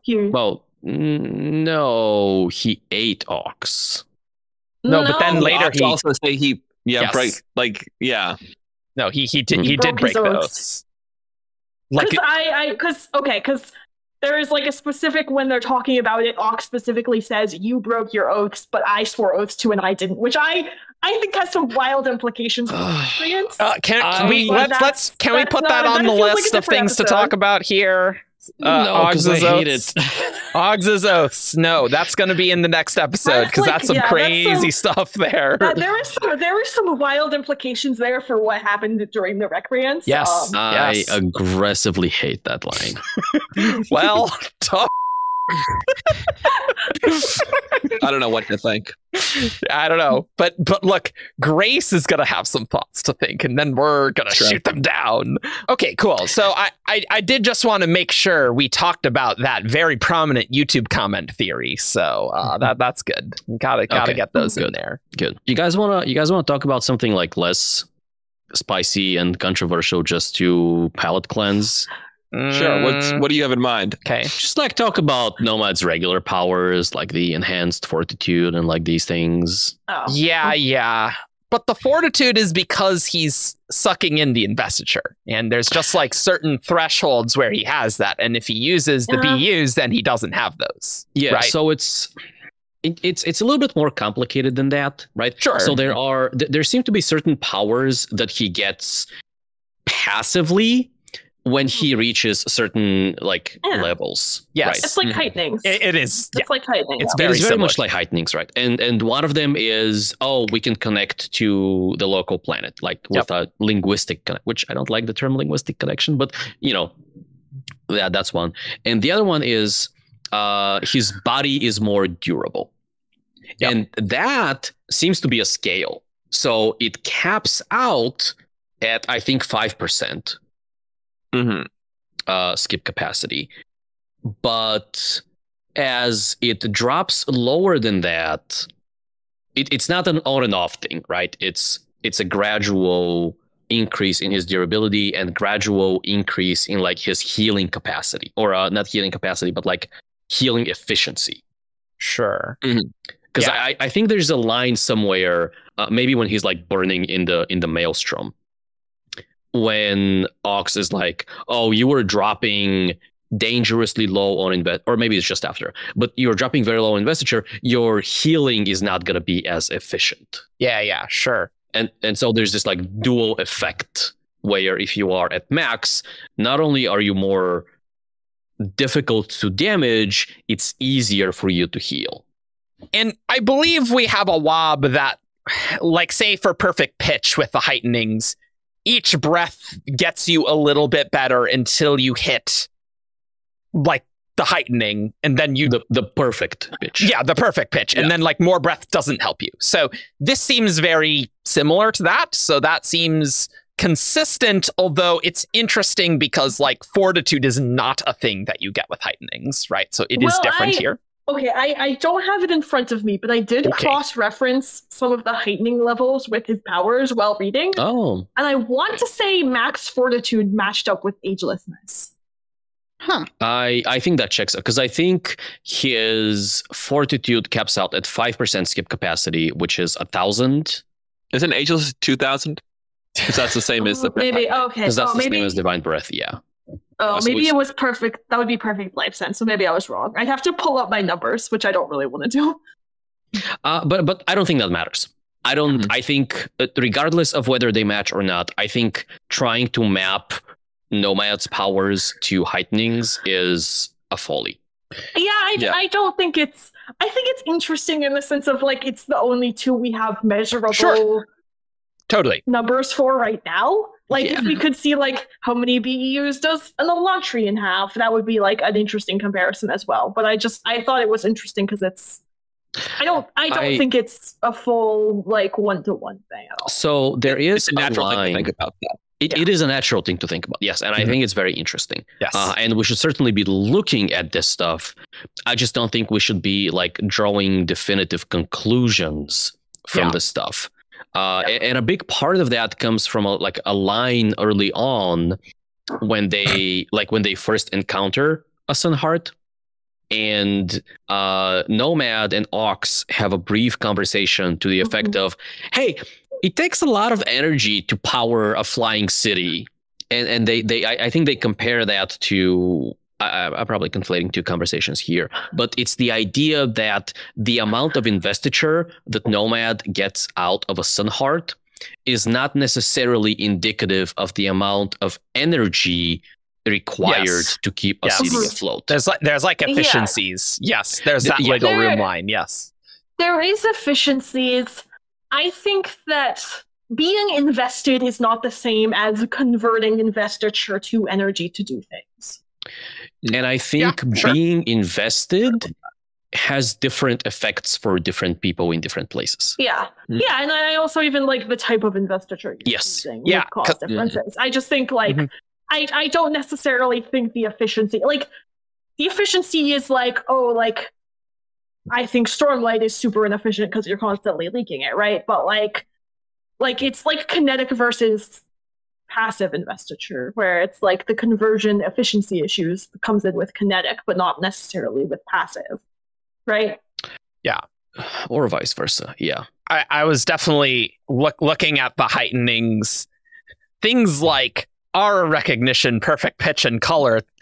Okay, that's an endowment-y, colory thing. And like if you had generic investiture that was equivalent levels. Well, I know with Risen. I know. But I'm just saying that Sigzil doesn't seem to note anything like that, right? Yes. At all. No. So I'm just saying it's not a universal thing. Whereas... Definitely. Yeah. So those seem breathy things that maybe some other investitures can replicate potentially, but aren't necessarily inherent to just the investiture scale of things. And also, my impression is that the returned not hardy like Sigzil and the Charred are, right? Like Blushweaver just died. Terrible. Right? Well, she also had her throat slit. Yeah, so that's true. Yeah, that would kill Sigzil as well. Eventually.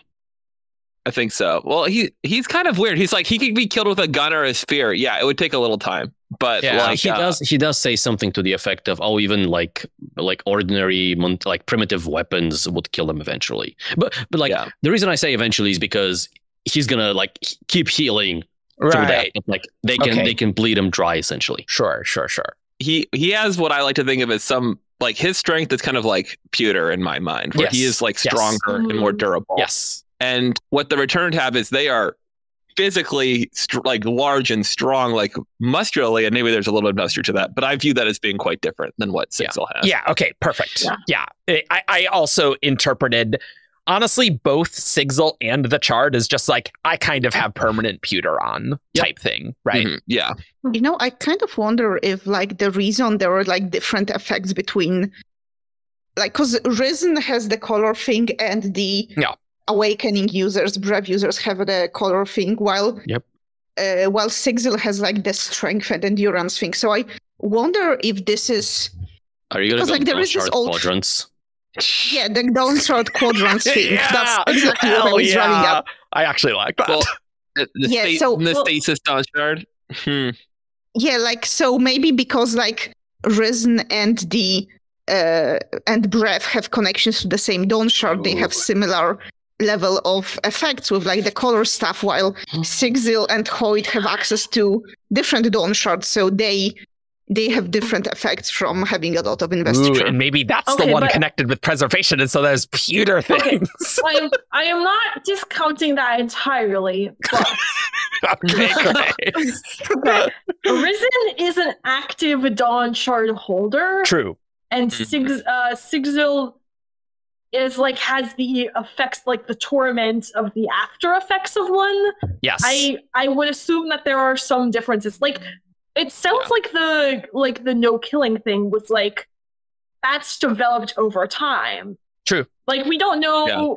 I think they do say like, oh, like harming others goes against the intent of the Dawnshard that you held. Yes. Yes. But like, we don't know. The Dawnshard is the one that is fundamentally opposed to the concept of violence. Yes. And obviously that's over time caused changes that like he can no longer hurt people. I don't know that he ever actually says if that was a thing that he couldn't do while actively holding it. I don't think it.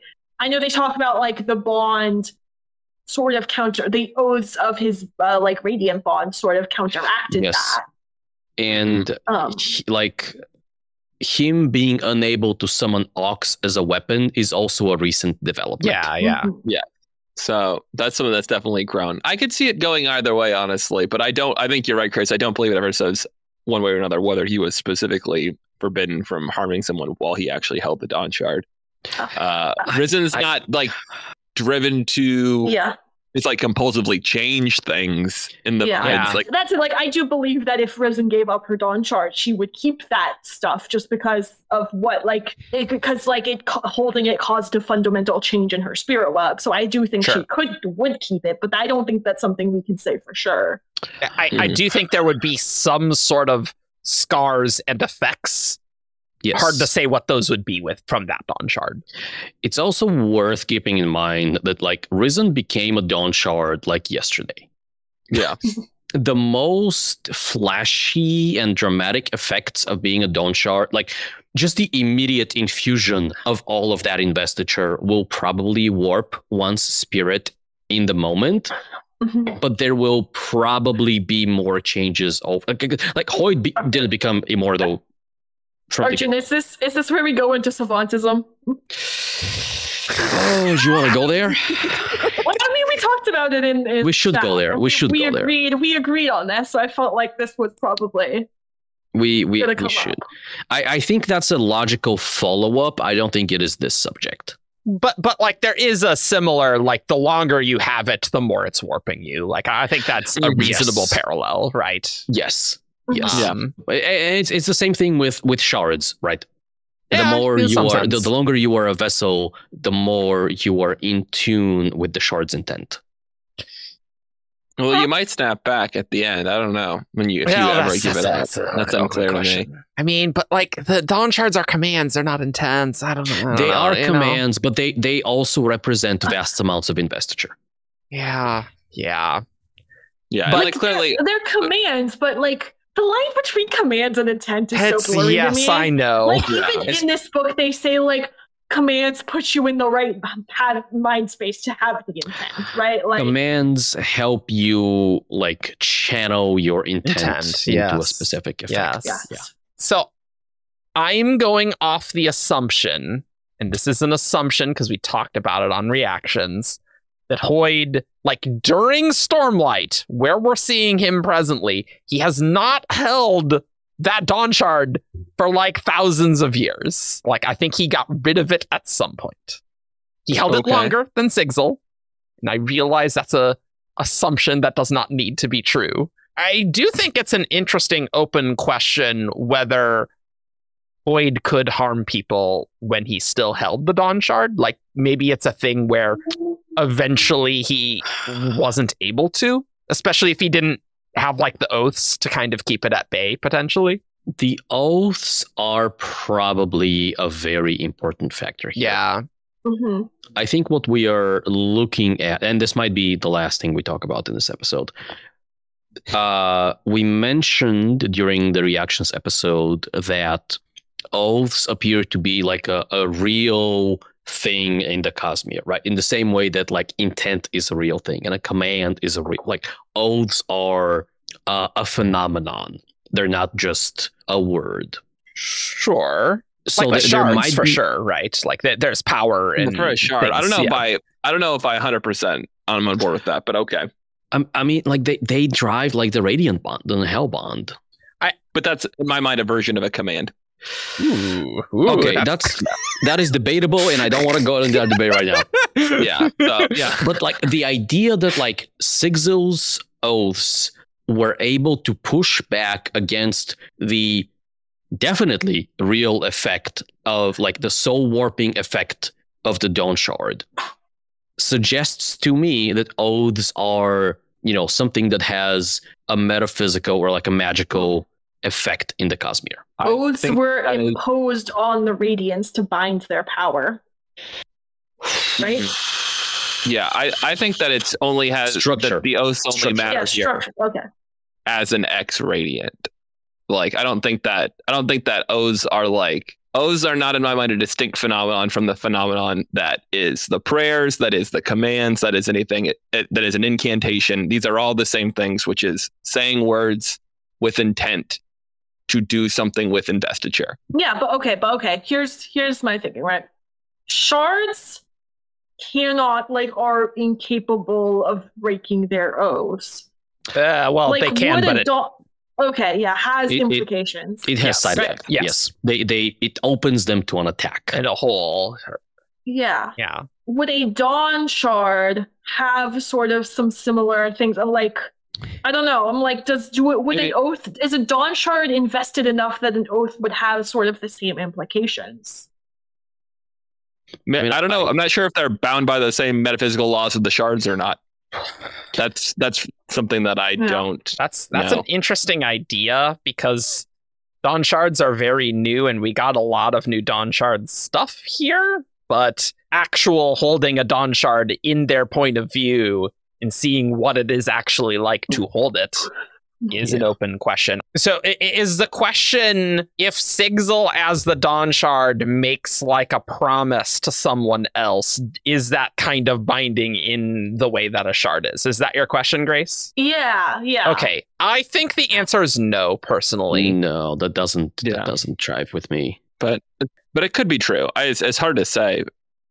I think it's interesting to consider what happens if Sigzil harms someone while he is still the Dawn. Like, because that seems like a more fundamental conflict to me. Sure. Although I think what Grace is talking about, it would be true of every Dawn Shard, potentially. If that was true, that would probably be true of every Dawn Shard. Because that would be true for any large amount of investiture, right? Sure. Well, if you had enough of it, sure. Right. Yes. I just think it needs to be vaporization level for your body for that to matter, potentially. But mist point, as we've called it. The mist point. That's point. Right. I forgot about that. The ancient 17th shard lore. No, I think we said it on the show. Not a real thing. Oh, but tell it to Vin. But Evgeni, to your point, I do think there could be some conflict if you hold that Dawn Shard and you commit violence.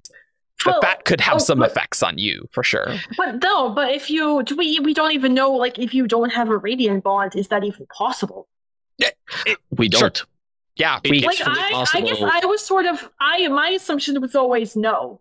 That, like, the reason if you don't have a radiant bond and you're holding the Dawn Shard, you can't hurt anyone at all. Well, let me challenge that just a little bit. It may be that you need, like, if you don't have any other, like, magical stuff going on for you, if you are, Joe Schmo from Rasarr and you get a Dawn Shard, it may be that you are just completely unable to, like, act against the command of the Dawn Shard.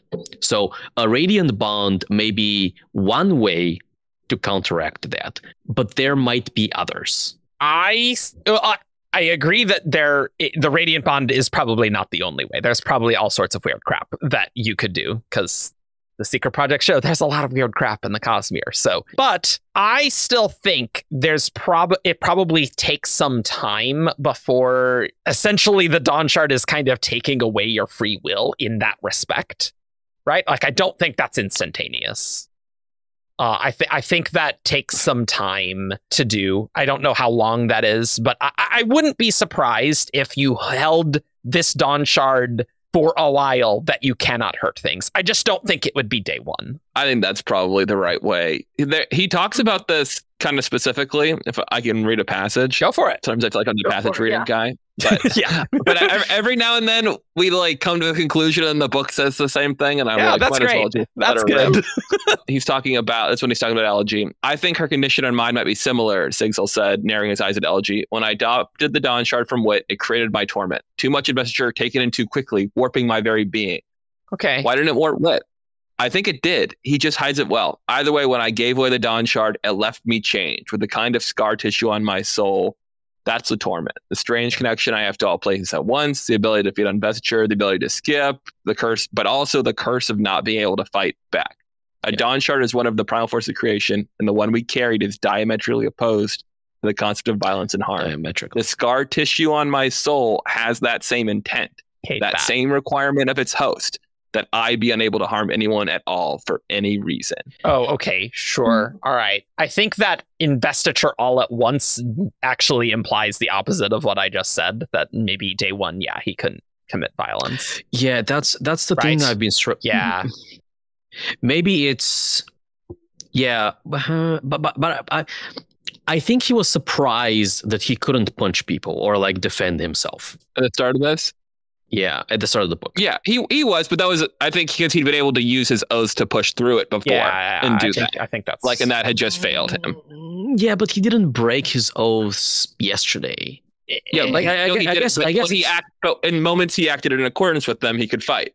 You know, you can still act in accordance with your oaths after you break them at times. I guess it's possible that like the breaking was recent enough that there was like just no situations in the interim where he had felt compelled to fight. I don't think that has to be the case, because what the requirement is, in moments when he acts in accordance with his oaths, he can commit violence. But you can do that at any time after you break your oaths. If I promise to never go outside and then I break that oath, I can still be inside at times and I'm acting in accordance with the oath that I broke, and it would theoretically give him power. You know what I mean? Like, it doesn't have to be a recent thing that he gave up. So you think he has to act in accordance with them at times to be able to commit violence. You think Canticle is the first time he tried to commit violence in the context, like not in the context of defending people? No. I think Canticle is the first time he tried to commit violence in accordance with his oaths, and he found himself unable to do so. It had worked. Okay. Yeah, I think that's fair. That's what he's saying in the start. That's why he's surprised he can't fight. Yeah. He's defending the prisoners and himself, technically. That's kind of how I think about it. He's defending himself. They are trying to chain him. To protect others, one has to protect themselves, and also he's a Skybreaker most recently, so maybe he didn't commit any law. He didn't break any laws. I mean, self-defense is a law everywhere. What the hell are his oaths? Nobody knows. This doesn't make any sense. If you really boil it down, it's kind of confusing. The fact that Sigzil becomes a Skybreaker is wild, and I feel like that's its own discussion that is not suitable for these episodes, but still. I mean, that's a good topic. Skybreaker oaths are to follow his Windrunner oaths. I mean, that's possible. You can swear to the pirate code. You can swear to the code. It is the only explanation that makes sense to me. So we do see that his torment has gotten worse over time, right? Mm-hmm. Yes. Mm-hmm. So my question is, why is that happening? Because he no longer has the Dawn Shard. He just has the scar. So why is the scar getting worse? Magic. I think it's like a living thing. I think it just continues to grow. Yeah. It's scary savantism that is caused by one of the most powerful, four most powerful objects in the universe. It has some scary effects on you. I don't think that's worsened over time. Yeah, I mean, there might be a specific. It's a little odd. It's not normally how, you don't think about a soulcaster continuing to turn more into smoke if they stop soulcasting. But okay, but here's my thing. Mm-hmm. The Dawn Shard is gone, but he is still holding massive amounts of investiture. Not all the time, regularly. Well, yeah, regularly, because he needs it to skip, right? Somewhat. I think, maybe if he just decided he didn't want to have any investiture at all, it wouldn't be getting worse because there would be nothing there to feed on. I mean, or to make it grow or anything. That's what this line says. With a kind of scar tissue on my soul, that's the torment. And then he goes into the strange connection I have to all places at once, ability to feed on investor, the ability to skip. I think that's plausible that him using that, he's essentially using his torment. That's what it just says, right? Mm-hmm. The torment is that all of those things. And so if he's using those abilities, he's feeding it. He's feeding it, and the scars are worsening over time. It's going through these same channels in his soul.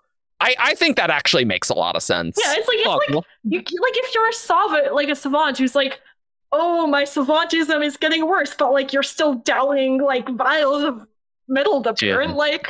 Sure. That's kind of on you like that. Sure. I think that checks out. Yeah. Grace blaming addicts over here. No. Yeah. See, I admit my mind went to a bit of a different place. A probably significantly less plausible place. Because he still has a connection to the Dawn Shard. Because That's why the Night Brigade is chasing him. So I'm wondering if like this is something. My idea was that something happening to the Dawn Shard was like reflecting on him. Like it's still changing him from a distance. Yeah, like it's still like affecting him through that connection he still has. But the Scar being fed Fury is probably the more likely one. I think that is much more like I think we've alluded to savantism a couple of times in the past few minutes, and Grace and I both hold the theory, belief, whatever you want to call it, that the Torment is essentially savantism. It not essentially savantism, like it works off of similar principles, right? It warps your spirit web, it warps your soul, and there are things that are happening because the spirit web is the blueprint for you, and so you warp that, and that has effects that propagate to the cognitive and the physical realms. So but you're not getting older. For example, so like same idea or similar idea as savantism. And the way I have historically thought of savantism is weirdly a little bit like cholesterol. So if your spirit web is like your like blood vessels network, right? When you use magic, it builds up in certain regions of your spirit web. Okay. All right. Sure. Okay. And because those regions are now in the case of cholesterol is just, regular build, but like this is not cholesterol, this is spirit web. Like it changes the shape of the spirit web sufficiently to have like a lasting effect. Right? It's a build up. Yeah. I like the ability. And I think this book also provides support for that by comparing Nomad's Torment with Elegy's, like the patina, like the skin of a fruit over a Sunheart kind of condition, where it's a canker. It's a thing that is on top of your spirit web or surrounding your spirit web that has effects.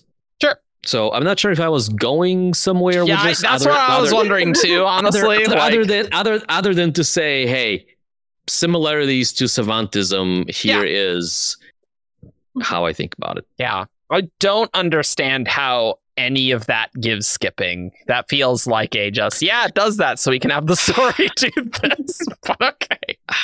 I think you just think of it like this is a primal thing connected to like the primal powers, like the forces of the Cosmere, you know what I mean? And one of those forces in the Cosmere that we see turn up is transportation. And so in this case, this is something that's manifesting for Sigzil. I don't think that it's like more arbitrary than any time Brandon decides to give anybody a power. That's true. Yeah, sure. But it's how it works for him. And I don't think it's all that out there. I am very excited to just like have a definition of the Dawn Shard that Hoyd has, even if it doesn't have like a name. Yes. Well, I feel like we only know it by what it doesn't do. Like I know it's diametrically opposed to violence. But that's true. Doesn't like.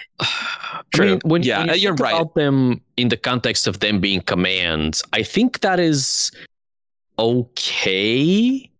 Yeah, because you can give a command to, for example, change something like change things or whatever, or you can give a command that's like do no harm. You know what's not okay, Evgeni? The fact that the scar tissue on my soul has that same intent when that should be a command, because the shards are the intent, the Dawn Shard should be the command, and it makes me grumpy that it. Let's process that, because like that is weird. I'm not sure it's unreconcilably weird. I'm just grumpy about it. Okay? Weird. I don't think you would say I have that same command, because you're not. I guess. I don't think that works. Like command and intent, but I think in my mind are essentially two sides of the same coin, and it's just really not that weird. I think you can say, oh, but the investiture on my soul has been commanded to do this thing. I think in the context of investiture, you can command an investiture to have an intent. And so intent is an inherent property of investiture. Sure. And commands. Yes. Even in purified investiture? I'm not going there. Sure. And commands are how you are at least one way you can interact with that. Yeah, no, I agree with that, I think. Anyway, let's not go down that rabbit hole. Do we have other thoughts to say on things? There's so many rabbit holes that we could go down. It's a Warren, man. Yeah. How do you use a Dawn Shard to do no harm as a weapon?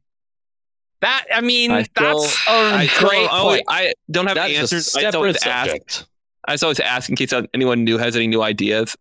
I feel like you could, for example, like maybe not in the sense of like offensive weapon, but if you could, it's a shield. Use a shard, exactly like a shield, indestructible ship, or alternatively, defense. Well, the other three Dawn Shards are splintering or shattering at Analsium, and bounce it off the shield. Get out of here! And you were there allowing them to do work or whatever. Or alternatively, like you could. Okay, this is gonna sound silly, but like the video game concept of like a stasis gun or a stasis grenade. Like freeze Analsium itself. It's like, you're frozen in time. Get a mother Dawn Shards. Or like I suppose. I mean, I think that's within the realm of possibility. Or like a weapon that like takes away your enemy's ability to fight. I will say though that like the stakes of this story are the evil mercenary brigade would like a weapon they will use to end the lives of billions, and they're hunting Sigil for said weapon. That's fair. So I don't think they're getting a stasis shield. They're getting something that they can use to end the lives of billions. Yeah, so so I think like my last idea is the better one, at least for me. Like a weapon that can compel people to be unable to fight back. That's honestly pretty badass. Honestly, pacifism gum. You're just like yeah. Everyone turns into Lirin. Get them. I could say that. I just don't think do no harm is the command. I think it's something else. I think it's going to be something like that's not sort of that like do no thing, where I think it's going to be something that's like a single positive word, like the way the other one is changed. That like I would prefer that. Other one's not change. I will fight that to the day I die. Sure, but remake. The do no harm is a consequence of this greater central thing. I agree with. Yes. Yeah. I like it could be something like I'll think. It's hard to think of something. I feel like Brandon hasn't thought of something. That's my real theory. I agree. Here is the thing. If to go back to the thing that I was pitching earlier, was not a pitch. I think it's just interpreting the text correctly. The idea that you command investiture to have it like you command investiture. Mm-hmm. If you are, the 16 original vessels plus Hoyd, and you've got the 4 Dawn Shards with you, it sounds reasonable to me that you would want to be able to command a Dunalsium and or his investiture to do things. Well, and if you think of the shard, like, people are increasingly thinking of shards as like doing, being associated with the 4 Dawn Shards. You could think of 4 shards being given their 4 specific intents by somebody using a Dawn Shard. You know what I mean? They command 1 shard to preserve and 1 shard to, like maybe that was the initial charging of the intent. I don't know. But my other thought was, preservation and ruin separately can't create things, but together they can. So I feel like maybe like it's just something as simple as the Dawn Shard separately can't cause harm. But maybe when you combine multiple together, there's some like weird effects like that. Sure. That'd be interesting. Okay. That's a good idea. You got to catch them all to kill billions. Yeah, to kill God. I still think Honor did say with the Dawn Shards, plural, not just 1 Dawn Shard, They do act like each of them is like, they act, but like they say the Dawn Shard Risen finds is a weapon. Yeah. I do think you could probably, I would buy though that you could do more with all of them, A, which we do know is to be true, and B, that potentially this Dawn Shard they're hunting is more useful in concert with another one. What if they already have another Dawn Shard? What if they already have one? They definitely could. Yeah. That's terrifying. 2, we have no idea anything about it at all. Yep. So, Like it could be something like you can't harm people. Like maybe the do no harm is a consequence of like its abilities like lets you enhance things. Like I don't know, like it lets you supercharge other powers but like you can't directly harm things with it. I don't know. Is this a Dawn Shard that's different than all the rest? What? I mean, I think so, but There's one Dawn Shard, Rasarr, that's different than all the rest. That's all we know about that. That's the fact. So yeah. one is different from the rest. So vague as to be possibly a quite useless fact. I mean, aren't all Dawn Shards technically different from one another at fundamental level? No, well, but there's one that must be even more different than all the there's others. some categorical difference with this Dawn Shard. One is differenter. Not it's just ancient the lore different from before commands. we knew what the Dawn Shards were. That's true. That's true. So this is like Aiden Alcium's opposition, Oh God. the good old ones. Good day. I was on that train. I choose to believe that the difference is not in its functioning, but in like its state.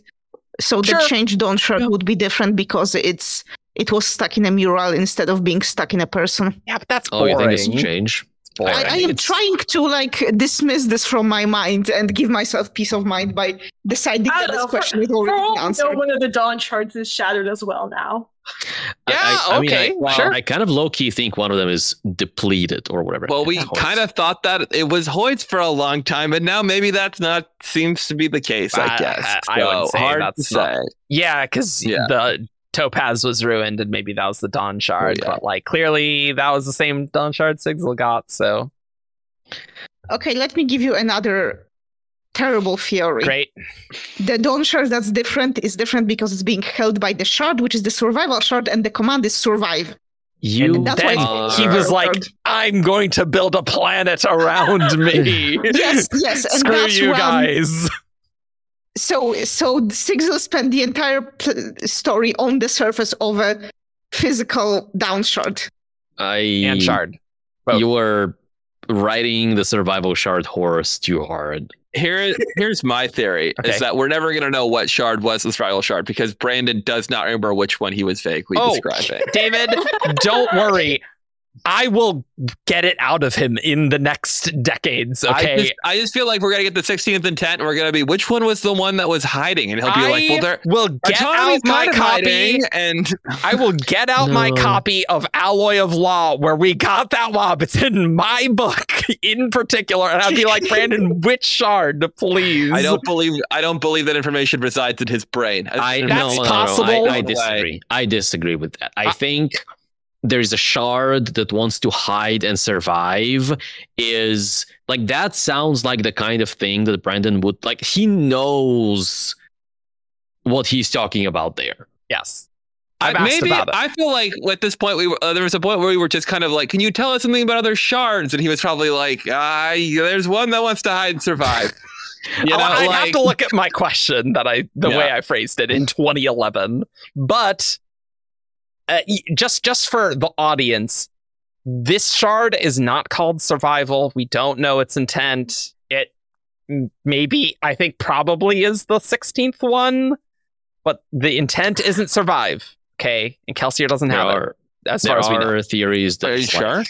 Wisdom or prudence or something like that. There's those are theories. There's a whole train of thought, and there's a wob where maybe hiding isn't the most important things. There's a lot going on with this. So I don't think it is encased in this planet, but that is a very funny thought.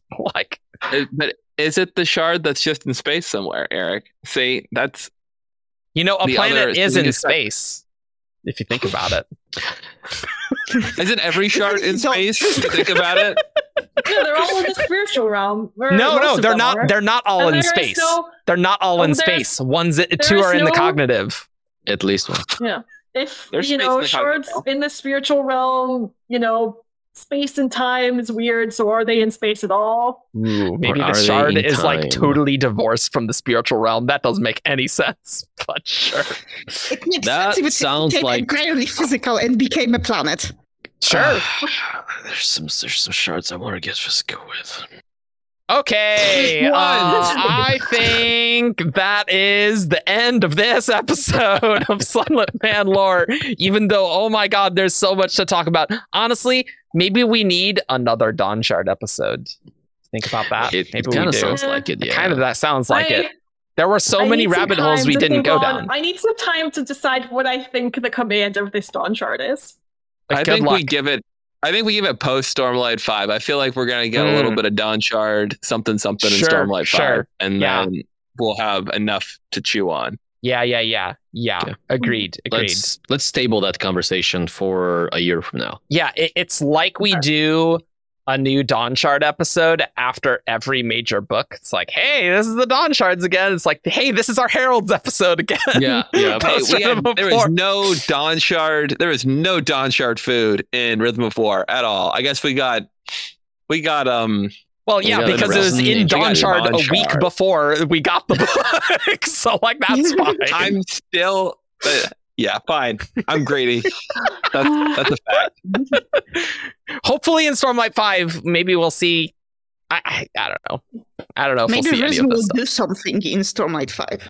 Yes. Oh no, That's that true. I think is the least likely possibility. I think the most we can hope for is an interlude. Yeah. Oh, well. Oh, he's got to have an interlude. It's been so consistent. And true. like the Risen interlude in Rhythm of War was lame. Like it was fun to have Cheery and have some Risen stuff, but obviously Brandon was doing that because Dawn Shard and Rhythm of War came Yeah. out so simultaneously, Yeah. and he couldn't guarantee who read what first, right? Yeah. Stormlight 5 is from the POV is the Dawn Shard from inside Risen. Yeah. But remember, Risen is the Dawn Shard. That was Ooh. specific. Ooh. Well, then I am right. You know, you are. I love theories that are inherently unassailable. It's like I'm right either way. Risen you is win. actually writing the Stormlight Archive. Their Rising is a competition. No, we don't believe that. Best answer wins. Somewhere here. All I think right. that's the one covered up of your thumb, actually. I think so. Let's get on over to who's that Cosmere character. Oh yeah, we do that. We do that.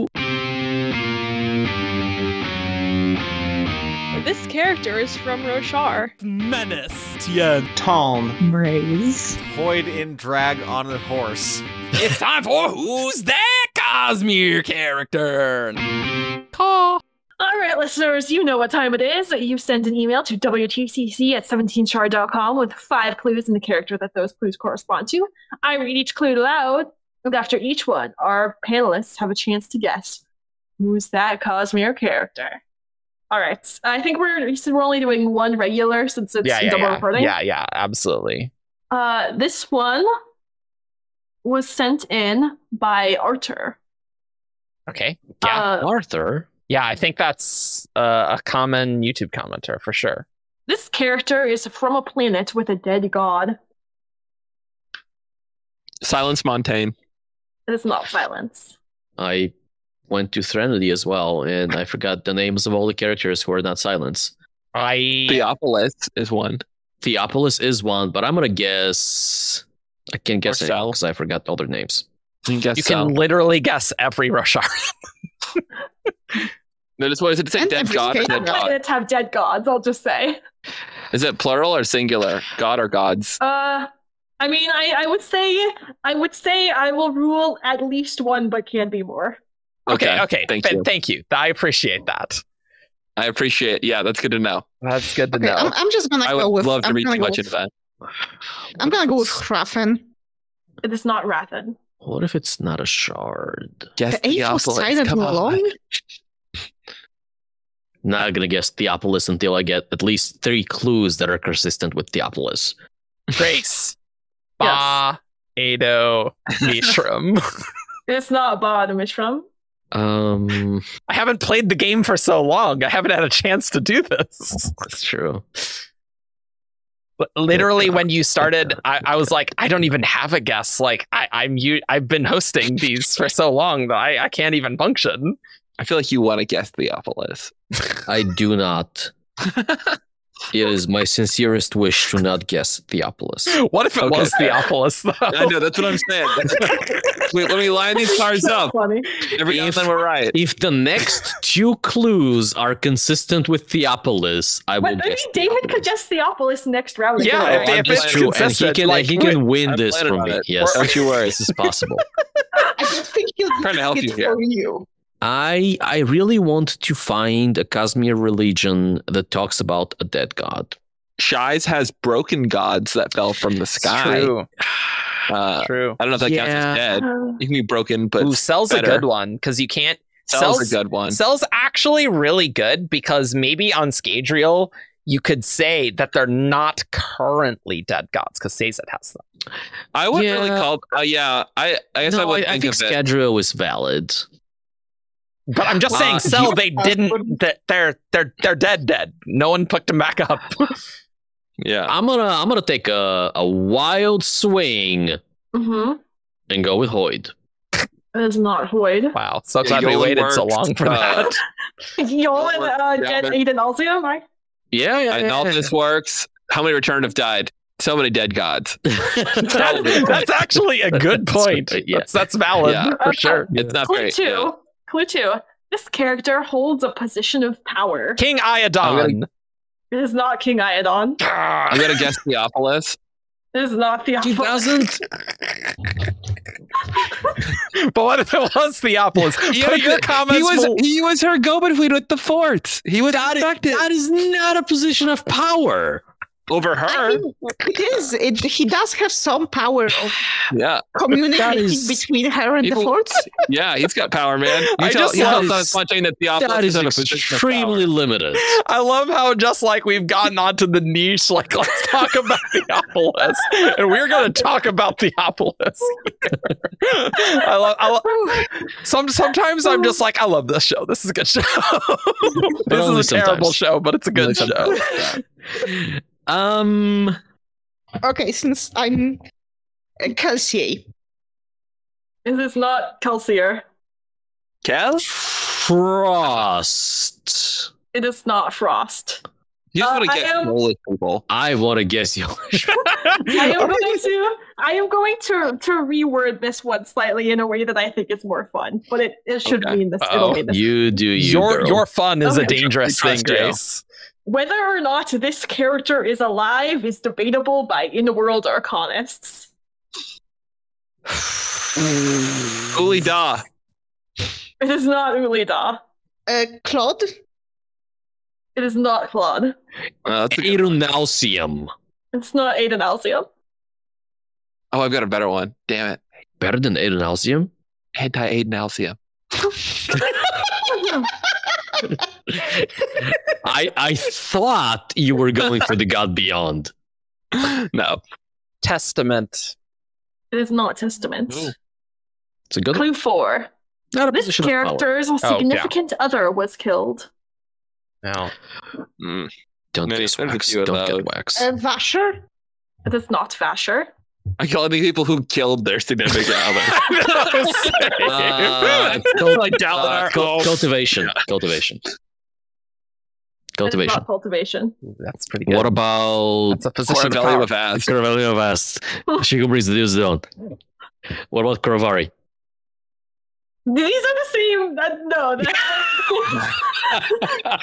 I'm not ruling. I'm not gonna rule those. What about We're not going to split those hairs. Okay. Janavast's main squeeze? Okay. What are the clues again? Yeah. What are the clues again? Planet with the dead god. Position of power. Debatably alive. Significant other was killed. Oh Mm. God. I don't know if this I person's could say, still I could say debatably alive. Teshav, but she's definitely alive. What? What? She's on a planet from dead gods. Oh yeah, I She's- guess no. I She's guess got a she position is. of power. Everything else fits, Yeah, but she's alive. Power. She is a major officer in Dalinar's army. All right, How all right, all powerful right. do you fine. need? Fine.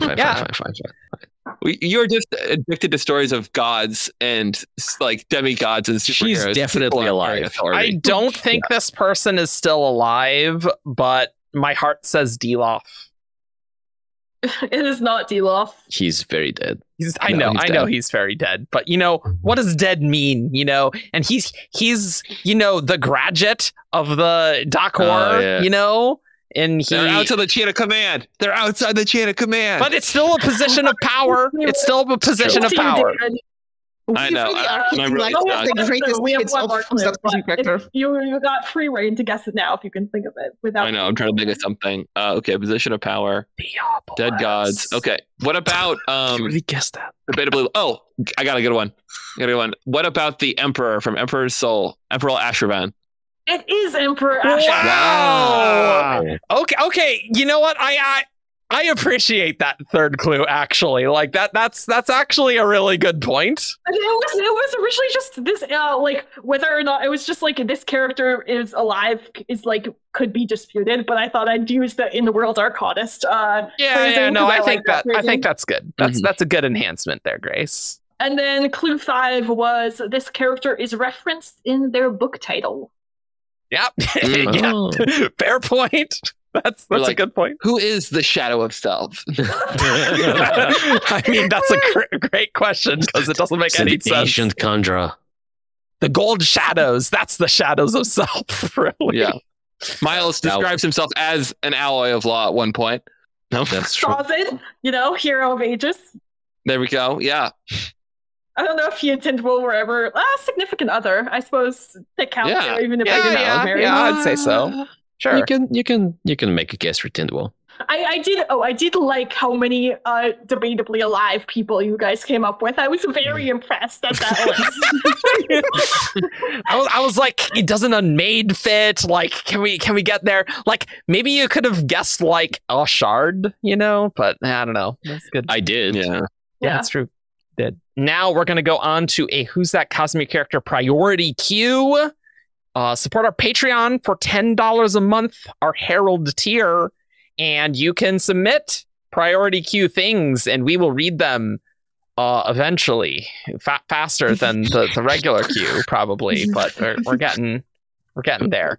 And this one is sent by Pseudo. And clue 1: this character has many titles.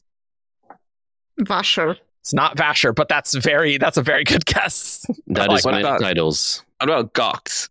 It is not Gox. I like that too. So Jezrien. It's not Jezrien. Kelsier. It's not Kelsier. Clue 2: this character can read and write. I feel like titles is like different than aliases. Like it makes me want to think more about like. Yeah, but I was thinking like Cadassix of Kings, Herald of Heralds. Yeah, no, Jezrien I think works pretty well. Yeah, Jezrien does for sure. Ishar would be Ishar would be another good guess. What was the second clue? This character can read and write. Ishar. Dalinar? It's not Ishar. It's not Dalinar. Susebron. It's not Susebron. Was it many titles? This character has many titles. Yes. Okay. Especially mini titles. They're all very small. Well, I don't know. I was thinking like, I mean, probably more than like 2, right? Like. I would say many is more than 2. Yes. Certainly more than 2. I'd agree. Many titles. Has right. A lot of cars with a lot of titles. Is Wax of a racing friend? It's actually Wayne. It's actually what Hoyd was doing. He actually owns all those cars. Yeah. I'm just imagining that scene from Lost Metal where Shy and Hoyd share a look, but they're in trucks. But it's actually like a like a Fast and Furious thing, and they're in the racing cars, and they're just like their family. And now? these adaptations of Cosmere things are very different. I just want Hoyd to be played by Vin Diesel. But he can never lose a fight, though. Well, he's immortal. He can. I want a car to jump onto the top tower of Bilming, and that's how they get up there somehow. It's just a Fast and Furious movie. Like they launch it with the rocket launcher to get the car up there. They lash the car. It goes like on top of Easy. your hero. Grace, what do you got? This is a bad guess, but I'll just go with Kayane. It's not kind. Clue 3. This character obtained their current position at a relatively young age. Okay. Titles, young. And we already guessed Cox. We already Yes. guessed Gox. That's Yeah. true. Titles, young, and Can read and read write. Yeah. Spook? Okay. It's not Spook. Ash. It's not Ash. Going down the Shalash. Herald list. No, I know. What about Syl? It's not Syl. She's got some titles. She can read and write. I don't think Ancient She's young. Daughter is She's a Ancient title. Daughter, but she's Ancient also Daughter's young. a title. Ancient Daughter's Yeah, a it is. title. Yeah, I'll just Sigzil. This maybe is a post-Sunlit Man, you know. We've been tricked before. It's There- not Sigzil. You know, he's El- got a El- lot of titles throughout the book. Elegy does. was the last one, so Yeah. the last clue. Yeah. Yeah. Clue 4. This character ordered the assassination of a main character. Yasna. Not Yasna. Who did Yasta order and assassinate? Who's a main I did not think through the whole clue. Okay. No. I was thinking like the list thing, but Can you repeat the clues? I can do that. This character has many titles. This character can read and write. This character obtained their current position at a relatively young age. This character ordered the assassination of a main character. Okay, this is gonna be silly, but Taravangian. Not Taravangian. I don't know what his titles would be, but maybe Cabsel? Not Cabsel. relatively young age. I don't think I was like trying to like find some way for it to be Strap Venture. We doesn't really have any titles. Just asshole and bad dad. And he's not, and I don't think he was like young when he got his position. Like that's not like a fact about him. God, Assassination of a main character. But I feel like he Yeah, might I have feel like been assassinated. The assassination thing I'm stuck on. Yeah, I feel like that's what I'm thinking of because I feel like that's probably the easiest to think of stuff. And then like Okay, but like, oh wait a minute. Okay, but there was also an assassination attempt in Elantris. When they were, but they were gonna assassinate the bad guy. The good guys were gonna have the assassination plot. I know It's I really guessed, but is there a world in which it's that, like the story that Yasna tells about that family? but that's not a main character. What about that's true. Fingers? it is not Bluefingers, but I like that guess. That is a good guess. Clue 5. This character has not shown up in person in any scene in a Cosmere story. What? Never been in any scene. Okay. This is a good one. I admit this one's pretty hard. Pseudo. Yeah. All right, let's do the whole clues again thing. Okay, sure. Again. Clue 1, this character has many titles. Clue 2, this character can read and write. Is that your guess, David? I'm just gonna go for it. Yeah. No, it's not Chris. Damn. She assassinate. She showed up. You're gonna find out. No. Oh, it's the Dark Side Emperor. It's not Skathan. Nope. Oh, good guess though. That's Not a nice. That's a really good guess. Hold Yes, on. it's good. And so clue 3 is this character obtained their current position at a relatively young age. Clue 4, this character ordered the assassination of a main character. And this character has not shown up in person in any scene in a Cosmere story. What about the evil emperor on Taldane? That's the one I that's guess. what you Like she just guessed. That was a really what good about guess. then what about though. the evil emperor on Cell? Which evil emperor on Who? Wern? Yeah. I'm guessing Wern. It is Wern, Yeah, Wolfden like, the as soon Fourth. as you said that, That's I was half like, a that's point. definitely it. That's half a point for David. And Argent just got there first. they I list. was also thinking. Yeah. Oh, my other. I was also thinking. one of the 5 scholars that we don't see who's still alive. That was Oh, what I Eastiel? was thinking as a potential. Eastiel? I was trying Yeah. to think if I was thinking like maybe he sent an assassin after Basher or something. But Never forget that Eastiel is good at sneaking.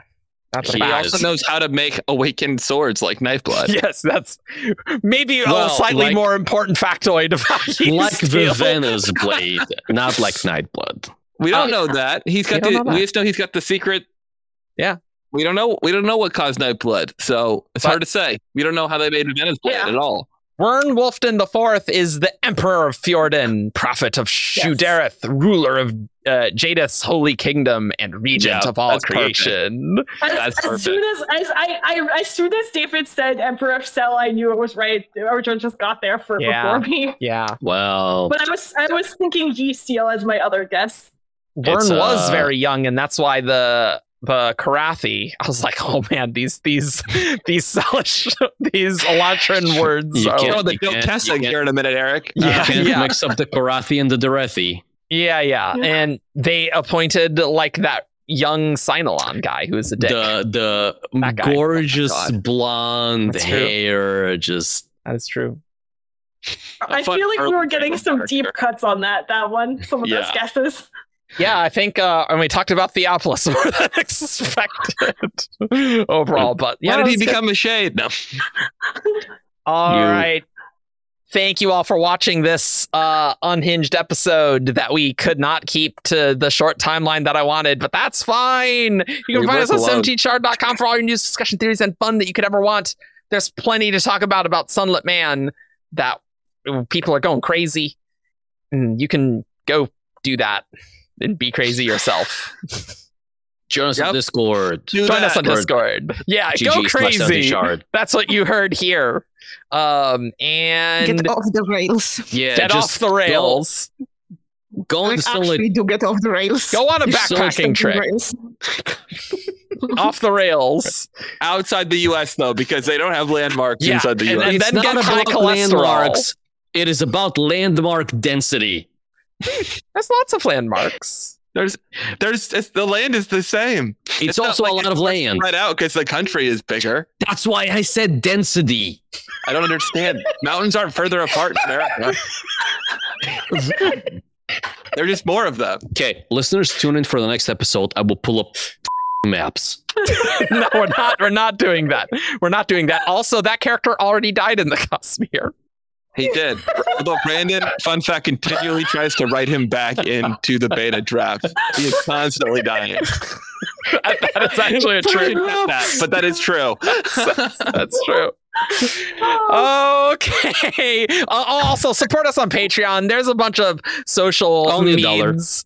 Yeah, the new Patreon logo is terrible, and it looks like a blob, and rather than a P, and it's really bad. So I'm sorry about that. But you can still support us for as little as $1 a month, and that's very helpful for us. You can also Just don't look at the logo. Just you don't can do it. you can leave a super comment or super thanks if you think this podcast was super good. Or super unhinged, which is probably That's can, probably uh, much more likely, to be honest. You can also wire me some money. yeah, just yeah, yeah. directly to Argent, not through the shard. Just It's not about the 17 shard at all. It's just to me. Just give me money. We will all take free cash. That's true. That's true. All right, bye guys. See you next time. Peace. Bye. Call.